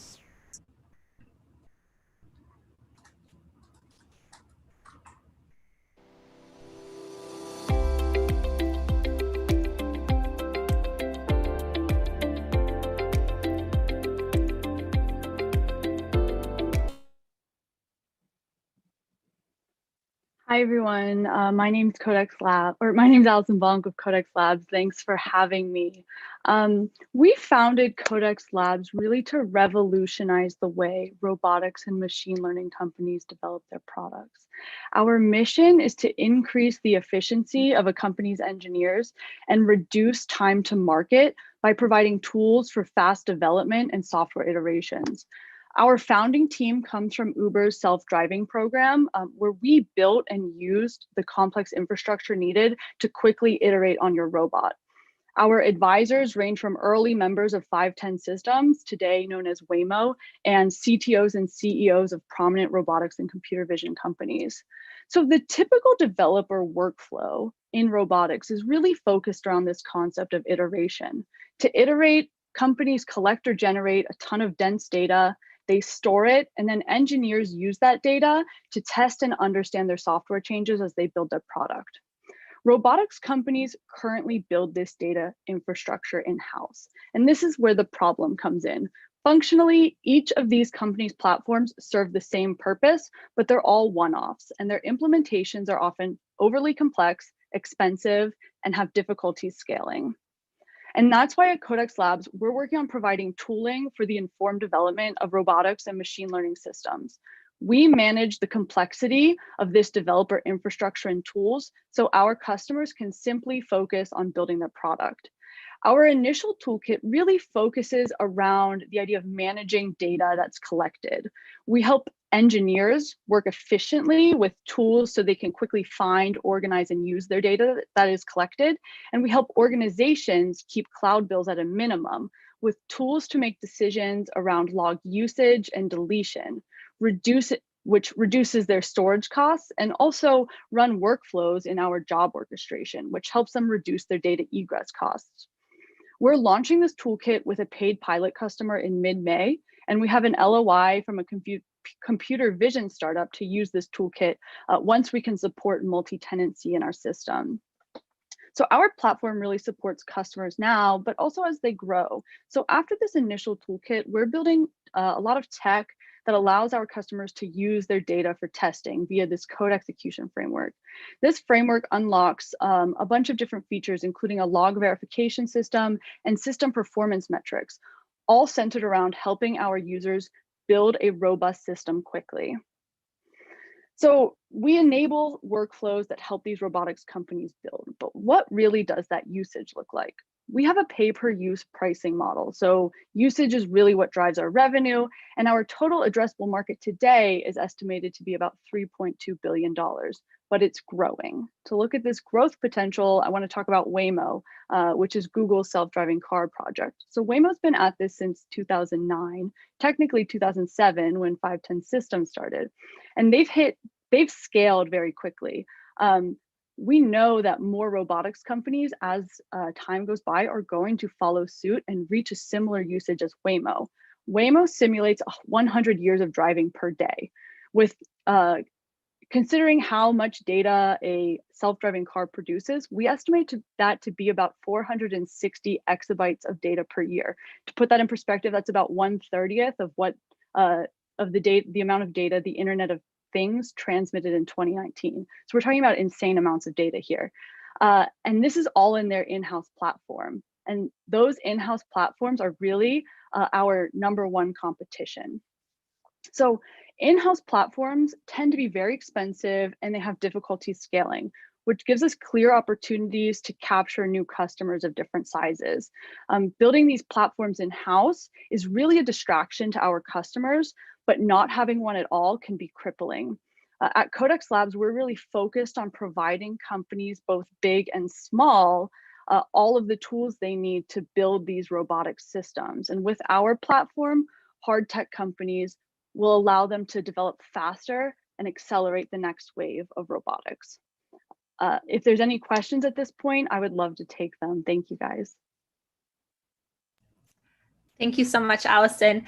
Let's head over to the judges. Juan, would you like to kick us off? Sure. Thank you, Allison. Very interesting. I don't think we talk enough about the management of the data behind this development that all these incredible companies are undergoing right now. I guess I'm curious, two things. One, I'd love to get a better understanding for how big you think this market is, and at the outset, at least, who do you expect your target buyer to be? I know that the user will be the developers, but Yeah. who will be making the purchasing decision on the customer side? Yeah, that's a great question. So to look at our market, our target customers are really robotics companies that have about 300 engineers or less. We have that 300 engineer or less marker because once you start seeing a lot more engineers than that, the likelihood of them building their own in-house platform and doing that successfully is pretty high. So there's about 300,000 engineers that would be users of this platform in relevant companies globally. So this is not just a software engineer. This could be your hardware engineers. This could be people that are in testing, and even people that just need access to the data, like product managers. So we estimate engineers will basically spend about $900 per month on our platform, compared to an estimate of about $3,000 per month on in-house platforms. This is including the cost of storage and the cost of using all of these workflows. That does vary by usage. So smaller companies will use less, larger companies will likely use a lot more. Who we're selling to, it's really, you're looking at engineering leadership and sometimes business development and product manager leadership. A couple of advantages that we have. Number one, we're scalable, and we know that these platforms often fall over as companies either get more employees, generate more data, or make major code changes. But secondly, we're providing a lot of tools that give you low code access to that data. So for instance, if you're in business development and you want to know where you're operating most successfully, so you can look at where you should be targeting sales, you'll have access to that data without having to go to an engineer and say, okay, can we operate in this manufacturing facility, yes or no? You can kind of just get access to that right away. Does that answer your question? Cool. Thank you, Allison. Arnie, over to you. Do you have any questions for Allison? Allison, just on your beta release, I see it on your website. So I don't know if you've had the beta release yet or if it's coming soon, but when do you expect to have your beta release and any insights you're getting from the data there? Yeah, that's a great question. So we are launching with a pilot customer, which they are going to be our beta tester in mid-May. So we'll get a lot more robust feedback at that point. However, when our team we all worked at Uber ATG, we've built platforms like this before, and now we're building a platform that is generic and not tied to your robotics system. So we're pretty familiarly aware with the scale and a lot of the technical challenges that we have to achieve while we're at it. But it's really that mid-May deadline that we're going to get usage beyond just our internal stuff. Gotcha. Thanks, Allison. We have time for one last question. So Lisa, would you like to jump in here? Yeah, so I guess I didn't fully understand. Is your licensing model or usage model per engineer, per project, per size of the company? Like how is that actually breaking down? So we're pay per use, so much like you would use AWS or Snowflake. So it's really a amount of data that you're working with and the compute cost to use it. We're really doing it that way because one, our customers are already pretty familiar with that pricing model. So it's one that they've accepted, but it also allows us to get smaller customers early when maybe they don't have as much money and they just have limited usage.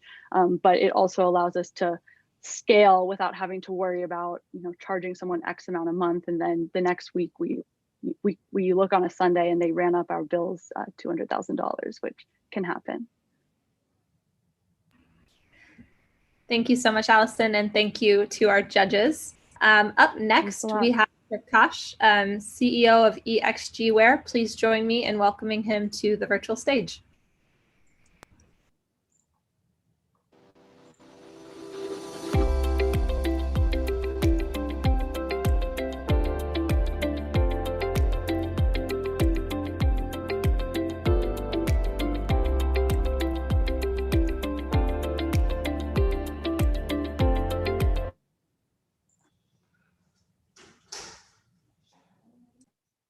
Sorry, guys, can you see my screen?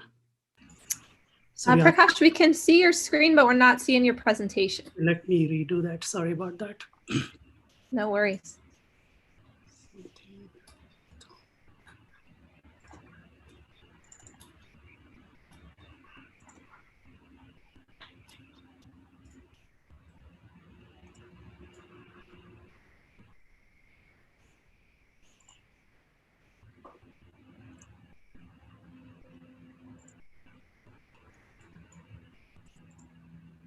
All right, now. Yep, there you go. Just need to put it in a full screen. Thank you. Awesome. Thank you, everyone. Thank you for this opportunity. My name is Prakash Thakur. I'm representing the company Actuator. We develop AI and wearable solutions to augment productivity and wellness in human-machine interaction space. We come from Pittsburgh, having graduated from Carnegie Mellon University and University of Pittsburgh. My background has been in health tech and neuroscience and brain tech for the last 10 years. My co-founder, Dr. Wang, is a mad engineer with degrees in computer science, electronic, mechanical engineering. He has a PhD in brain-computer interface. We met in school about 4 years ago, and we have been devising various brain-computer interface technology in various hackathons, winning a bunch of awards, being invited by IEEE to conduct workshops in human-machine interaction space. We often get to talk to a lot of industry leaders, end users who are in the human-machine interaction space, and we have found a big pain point there. Every time people interact with smart device, display, and machine, oftentimes their hands are also busy performing complex tasks in manufacturing and other places. And they have to take their hands away to do a small actuation of devices, just turn on and turn off devices. Not only these cause reduction in productivity, also various safety and hazardous issues. Imagine a factory operator, as you can envision here, dealing with a robotic arm or a complex device while his hands are busy and he cannot take his hands away from something. And at the same time, he has to do other tasks, right? Similarly, this is a very common scenario in driving. Every time we take our focus away, it can lead to serious problems. So this market insight shows that every time we take our focus away from the task that we're using where our hands are used, 55% of efficiency is reduced. And it increases the safety and fatigue issue by 80%. So the industry is crying out for a hands-free gesture control interface that can work ubiquitously any noisy or any other environment. And currently this gesture control interface, there are a lot of adopters run around now in automotive manufacturing and aerospace industry, and it is projected to reach $32 billion in the next 5 years. Given our expertise, we know that there are other cool ways to tackle this by utilizing brainwave and facial gesture signal. We know that these technologies are existing, but they're currently confined in lab and clinical settings, and they're invasive and obtrusive and not for everyday use. So given our background, me and my co-founder, we pursued to gadgetize this technology into a convenient wearable. And I'm introducing you our AI-enabled earbud. Based on years for research, where we have published in many journals, we have integrated and compacted miniature biosensors into this earbud that can also be incorporated into any kind of head-worn devices. These biosensors are capturing brainwave signals and facial gestures in real time. Utilizing our proprietary machine learning platform, it then classifies this information and signals into varieties of mental states, eye gesture and facial gesture, and generate actionable command so people can utilize their gestures, facial gestures to actuate any devices. Imagine a use case scenario in industrial application. You are performing complex tasks again. By just a blink of your eye or moving your eyes left and right, you can actuate a device. Completely contactless approach. Or for a person with a disability, sitting at the comfort of your home, the person can actually use varieties of connected home devices with facial gesture where their hands are incapable of even using a remote control. This is another area that we're currently exploring. Because we are capturing brainwave signal, we can actually get real-time data about operators and workers in high-stress environment, about their focus, fatigue, and other problems.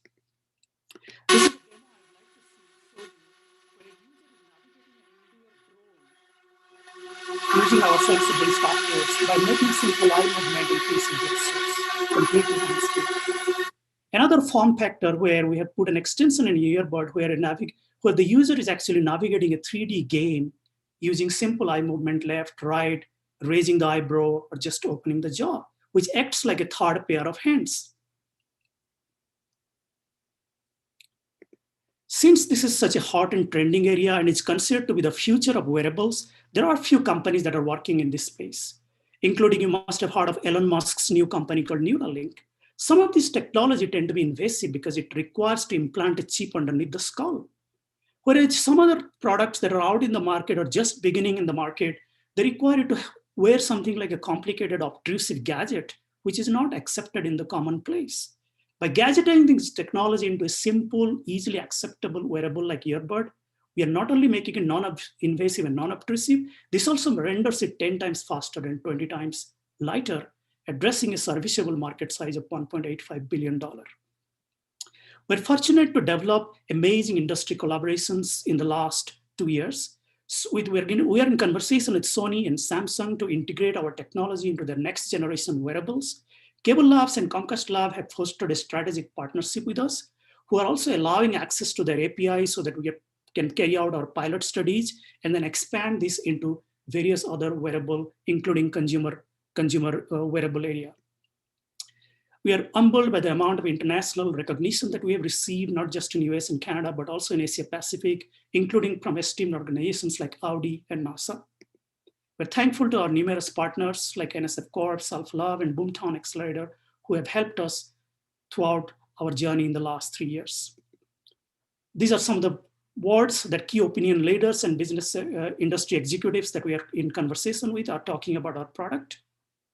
And I would like to thank you again by saying that experts lets you interact with your world with just a blink of your eye. Thank you. Thank you so much, Prakash, for that great presentation. Let's head on over to the judges. Nadili, I see you're already unmuted. Yes, do you have a question? I have like a million questions, but I'll try to prioritize them here. One, you mentioned a bunch of opportunities to use this kind of technology, but what is the one you're going to be starting off with? Yeah, so currently we are rolling out. So our capability right now is to integrate sensors in any kind of wearable, particularly head-on wearable and the AI capability, right? So we wanted to be, initially we started out as a sort of industry agnostic, and we did a lot of customer discovery with some support from NSF iCorps. And we have found a strategic relationship with Comcast and Cable Labs hardware and connectivity division. So where this is potentially going to be as a early beachhead market for accessibility technology, and also smart warehouses and manufacturing operators where they want to interact with varieties of machines around them. So that's our pilot studies. But going forward, we are looking at sort of an industry agnostic approach. We are in conversation with NASA, for example, where they find huge application of this in aerospace area because the hand-eye coordination is messed up there. And this is the only way actually you can tackle some of those problems.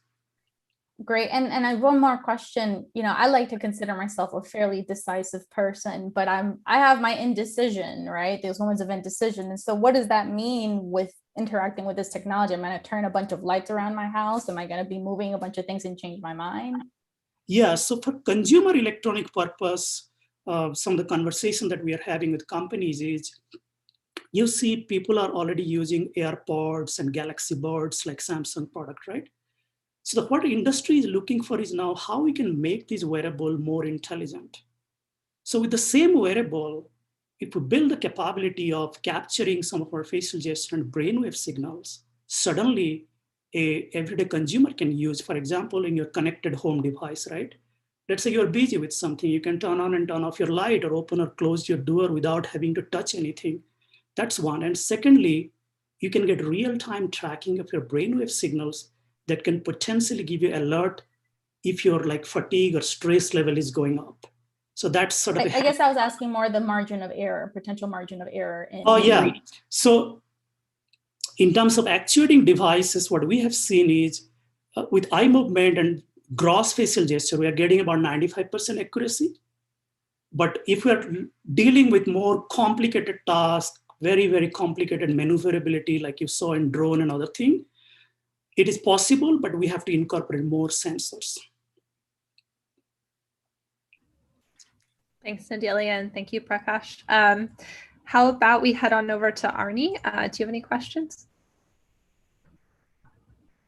Yeah, Nagil, I actually really liked your design as I was looking at it over the other day on your website. I liked your website a lot. So the question I have is how far are you? You know, as you were just saying to how far are you from where you're going to have your first product in the market you think will make the biggest push? Because I think you have some very interesting technology here. Yeah, so thank you for asking that. So we currently, in a MVP stage, so we have about 3 form factors where we have used 30 users to get some data. And right now we are working with Comcast and Cable Labs to deploy our pilot project within the next quarter.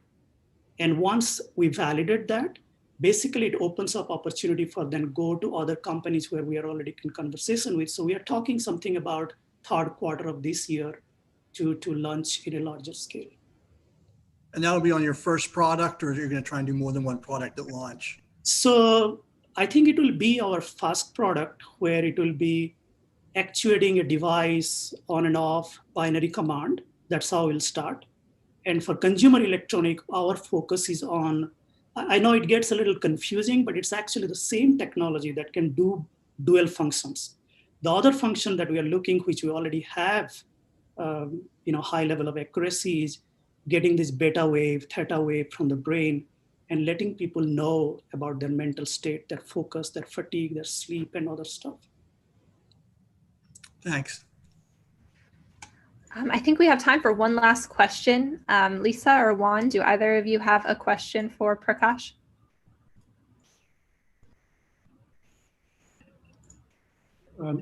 I have one. Prakash, thanks so much.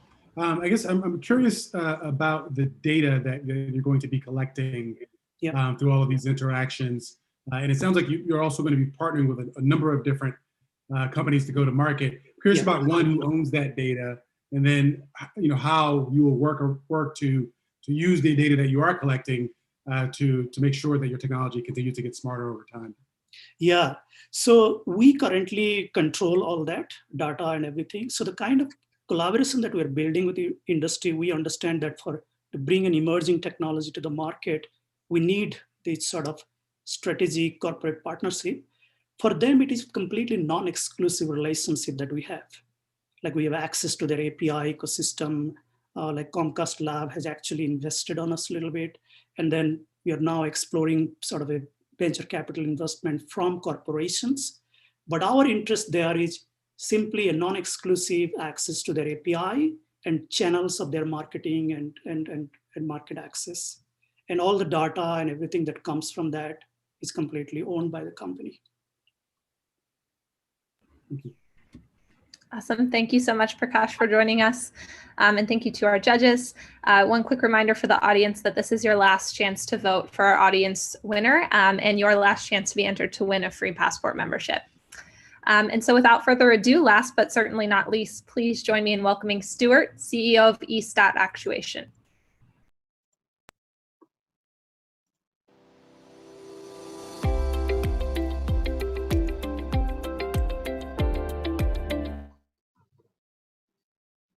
Hi, everyone. I'm Stuart with eStat Actuation, and we're making robots safer and less expensive.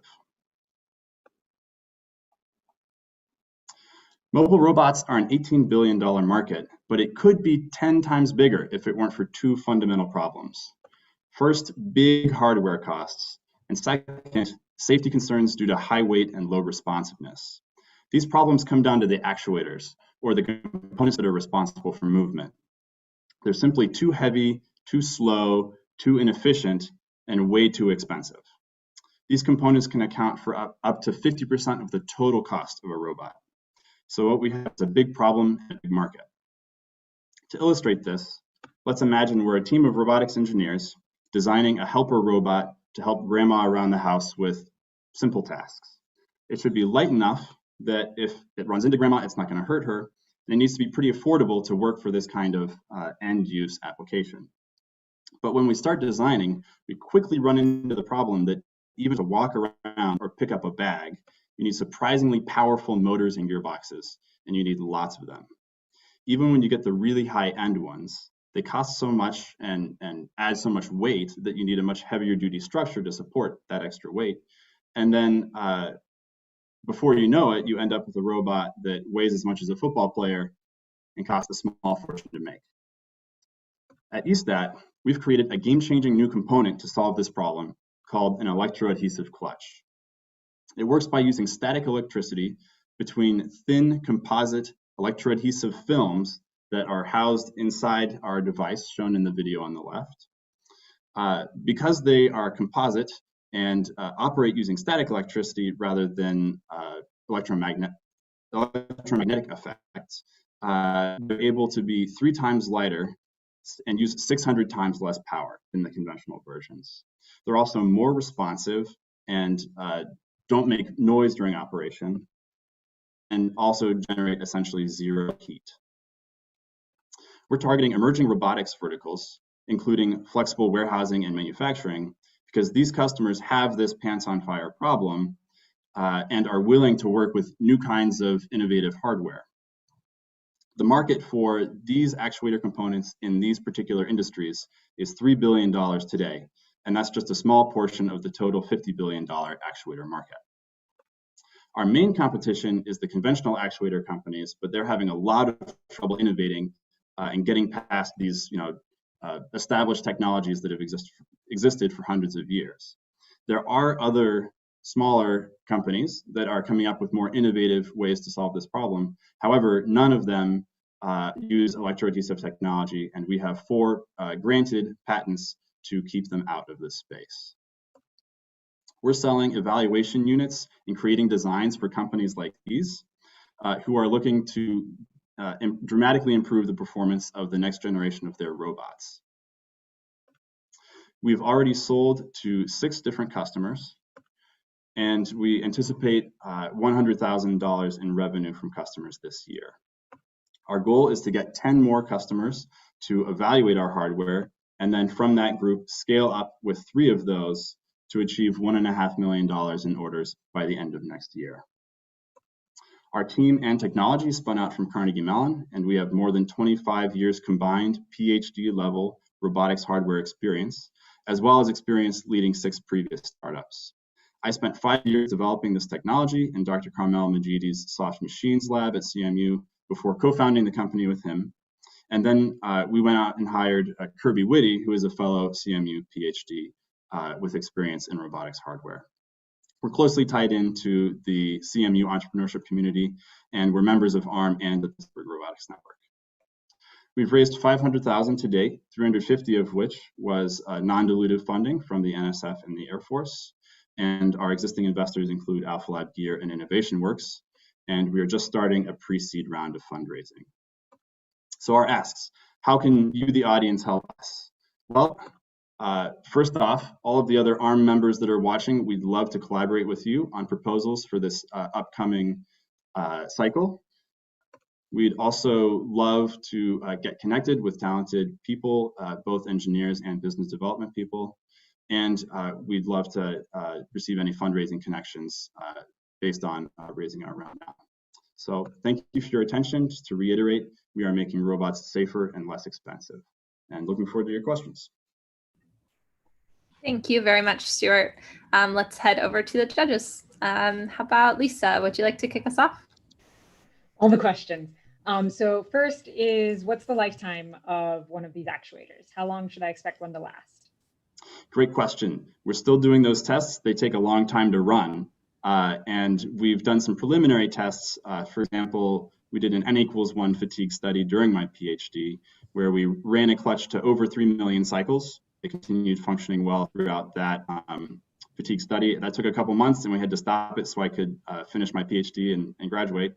But we do have those tests ongoing. And we've at least showed there's nothing fundamental about the technology such that it's always going to break after just 1,000 or 10,000 cycles or something like that. And then the next question is, how small can they go? What's the smallest actuator you can design? Great question. So the one that we showed on the screen is about the same size as a conventional clutch. We've made design improvements that have gotten that number down by a factor of 3, as well as our weight and power consumption by a factor of 3 on top of what I showed there. And we're just testing some great materials that give us a 10x improvement on what we already have.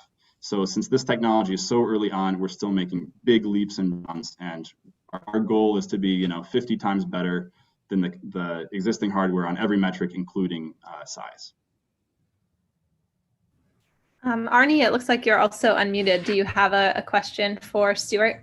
Yeah, Stuart, we'd love to get you to the ARM Institute. And by the way, we have a call coming up. But I like your design, and just had a couple of questions for you. I mean, I know it's early on. One of the questions I had, though, is in terms of susceptibility, as you're seeing a robot and the robot's moving around, is it susceptible to stray magnetic fields or electric fields that could potentially cause it to suddenly release? That's a question that one of our customers actually asked us this morning. We're lining up some tests to directly evaluate that, but we have not encountered that before in any of our testing or use cases. The theoretical predictions would be no, there's no interactions between our technology and magnetic fields. And then the other question I was going to ask you, in terms of, you showed your target customers, which were impressive. In terms of current customer base, and again, I know you're early, so you may not have a current customer base. What is your current customer base? Do you actually have customers of reference yet? Yeah, so we've sold hardware to a medical robotics company, military robotics company, exoskeleton. We're just finalizing a contract with a large hardware company to develop hardware specifically for their end use. So we've gotten some good traction in a pretty good variety of those emerging robotics verticals. Excellent. And we're looking to scale up with each of those customers. Thank you, Lisa. Thank you, Arnie. Juan or Nadili, anything on your end? I can ask if Juan doesn't have. But in terms of your current customers, just to jump off what Arnie said, based on any feedback, what is something that is a really positive attribute that they really like and you'll ensure to continue as you continue to reiterate this product, but there's also what's a lesson learned or something you are definitely going to change? Sure, yeah. So based on doing customer discovery, we theorized, okay, the weight and the power consumption are really the big two value propositions, and that's been confirmed by our customers so far. Those are their main qualities that they care about, and those are where we're able to beat the competition as is. The most interesting feedback one, I think, that we didn't anticipate based on customer discovery was this size issue, where they want it to be way smaller than the competition as well. So this first prototype that we made is not beating it on size, but our next iterations definitely will. Juan, do you have any last questions before we wrap up? I don't. Thanks so much. Wonderful. And with that, we've heard from each of our founders. Thank you so much to all of our judges, and thank you again, Stuart, for joining us. Now the judges have their work cut out for them. So thank you to all of our founders again for joining us. Best of luck. I know I speak for everyone at OneValley when I say that we are all thoroughly impressed and look forward to seeing what the future holds for you all. We're going to take a few moments to tally the scores, but we'll be right back.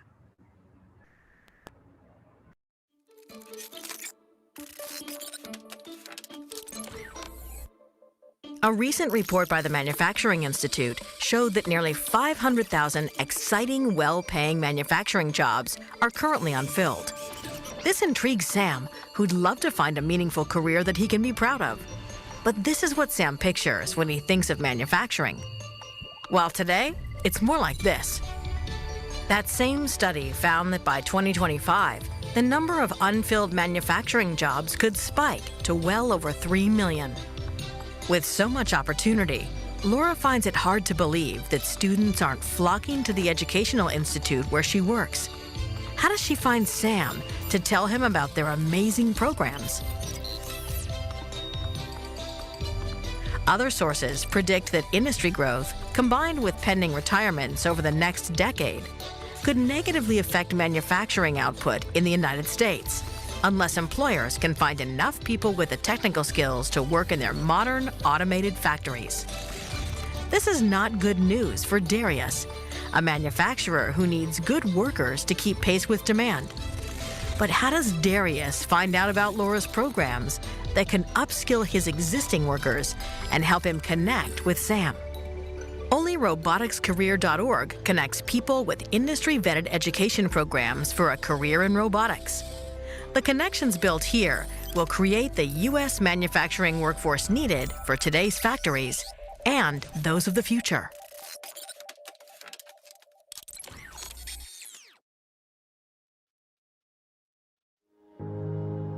The scale and the size of the mill is something you just don't appreciate unless you're standing under it.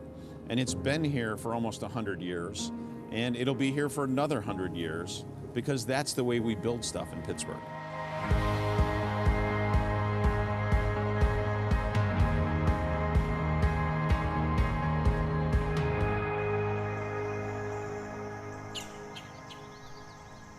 Hazelwood Green is an amazing site, but it was a steel mill and a coke works, so there were environmental issues. They all had to be dealt with and resolved before you could go vertical with development.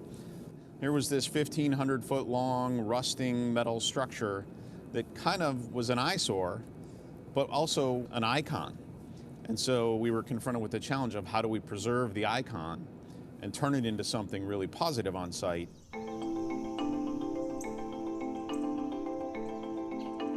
MSR Architects out of Minneapolis, St. Paul provided an option that we didn't even think about, putting the buildings within the building, keeping the exoskeleton, and using that as a solar shed. The thought of putting solar panels across a quarter-mile long building, which is the largest sloped roof solar panel installation in the entire country, in and of itself presented a really tremendous opportunity for the foundation. It is generating power for the 2 buildings that are already built and will provide power to the 3rd building as well. All the stormwater from this site runs into a channel all along the length of the building. That water all flows into cisterns for gray water use. One of our hallmarks is brownfield reclamation and redevelopment. Here in Hazelwood Green, Mill 19, we bring together the environmental remediation, the historic preservation, and the new cutting-edge companies and jobs.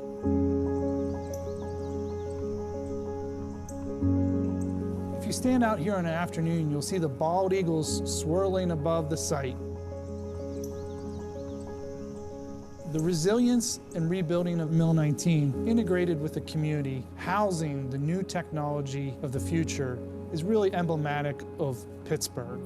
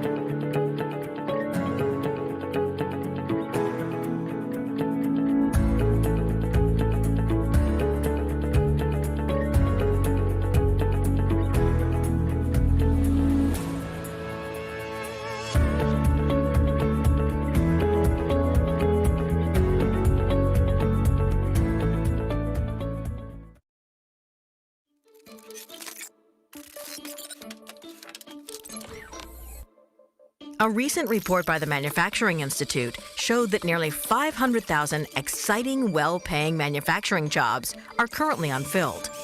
This intrigues Sam, who'd love to find a meaningful career that he can be proud of. But this is what Sam pictures when he thinks of manufacturing. While today, it's more like this. That same study found that by 2025, the number of unfilled manufacturing jobs could spike to well over 3 million. With so much opportunity, Laura finds it hard to believe that students aren't flocking to the educational institute where she works. How does she find Sam to tell him about their amazing programs? Other sources predict that industry growth, combined with pending retirements over the next decade, could negatively affect manufacturing output in the United States, unless employers can find enough people with the technical skills to work in their modern, automated factories. This is not good news for Darius, a manufacturer who needs good workers to keep pace with demand. But how does Darius find out about Laura's programs that can upskill his existing workers and help him connect with SAM. Only roboticscareer.org connects people with industry-vetted education programs for a career in robotics. The connections built here will create the U.S. manufacturing workforce needed for today's factories and those of the future.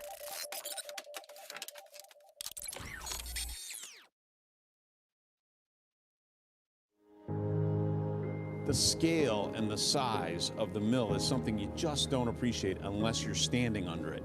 And it's been here for almost 100 years, and it'll be here for another 100 years, because that's the way we build stuff in Pittsburgh.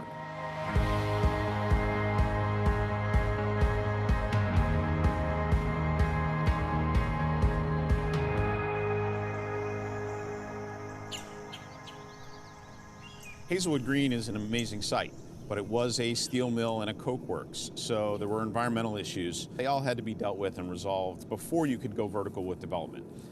There was this 1,500-foot long rusting metal structure that kind of was an eyesore, but also an icon. And so we were confronted with the challenge of how do we preserve the icon and turn it into something really positive on site.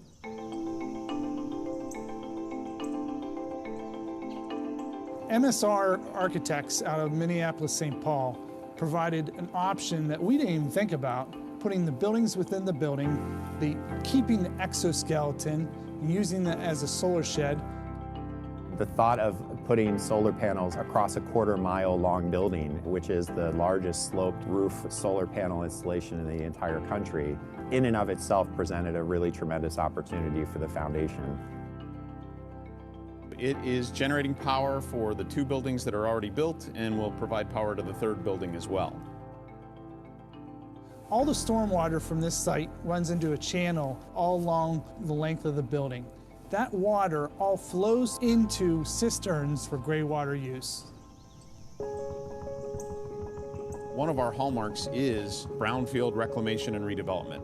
Here in Hazelwood Green, Mill 19, we bring together the environmental remediation, the historic preservation, and the new cutting-edge companies and jobs.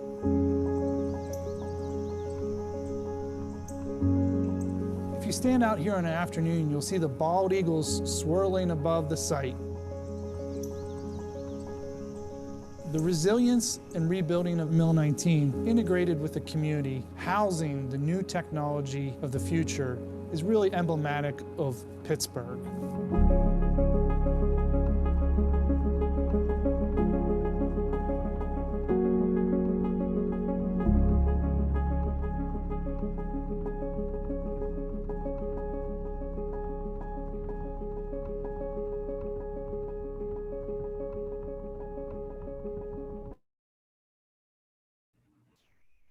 Welcome back, everyone. We have our winners. I know you're all waiting with bated breath.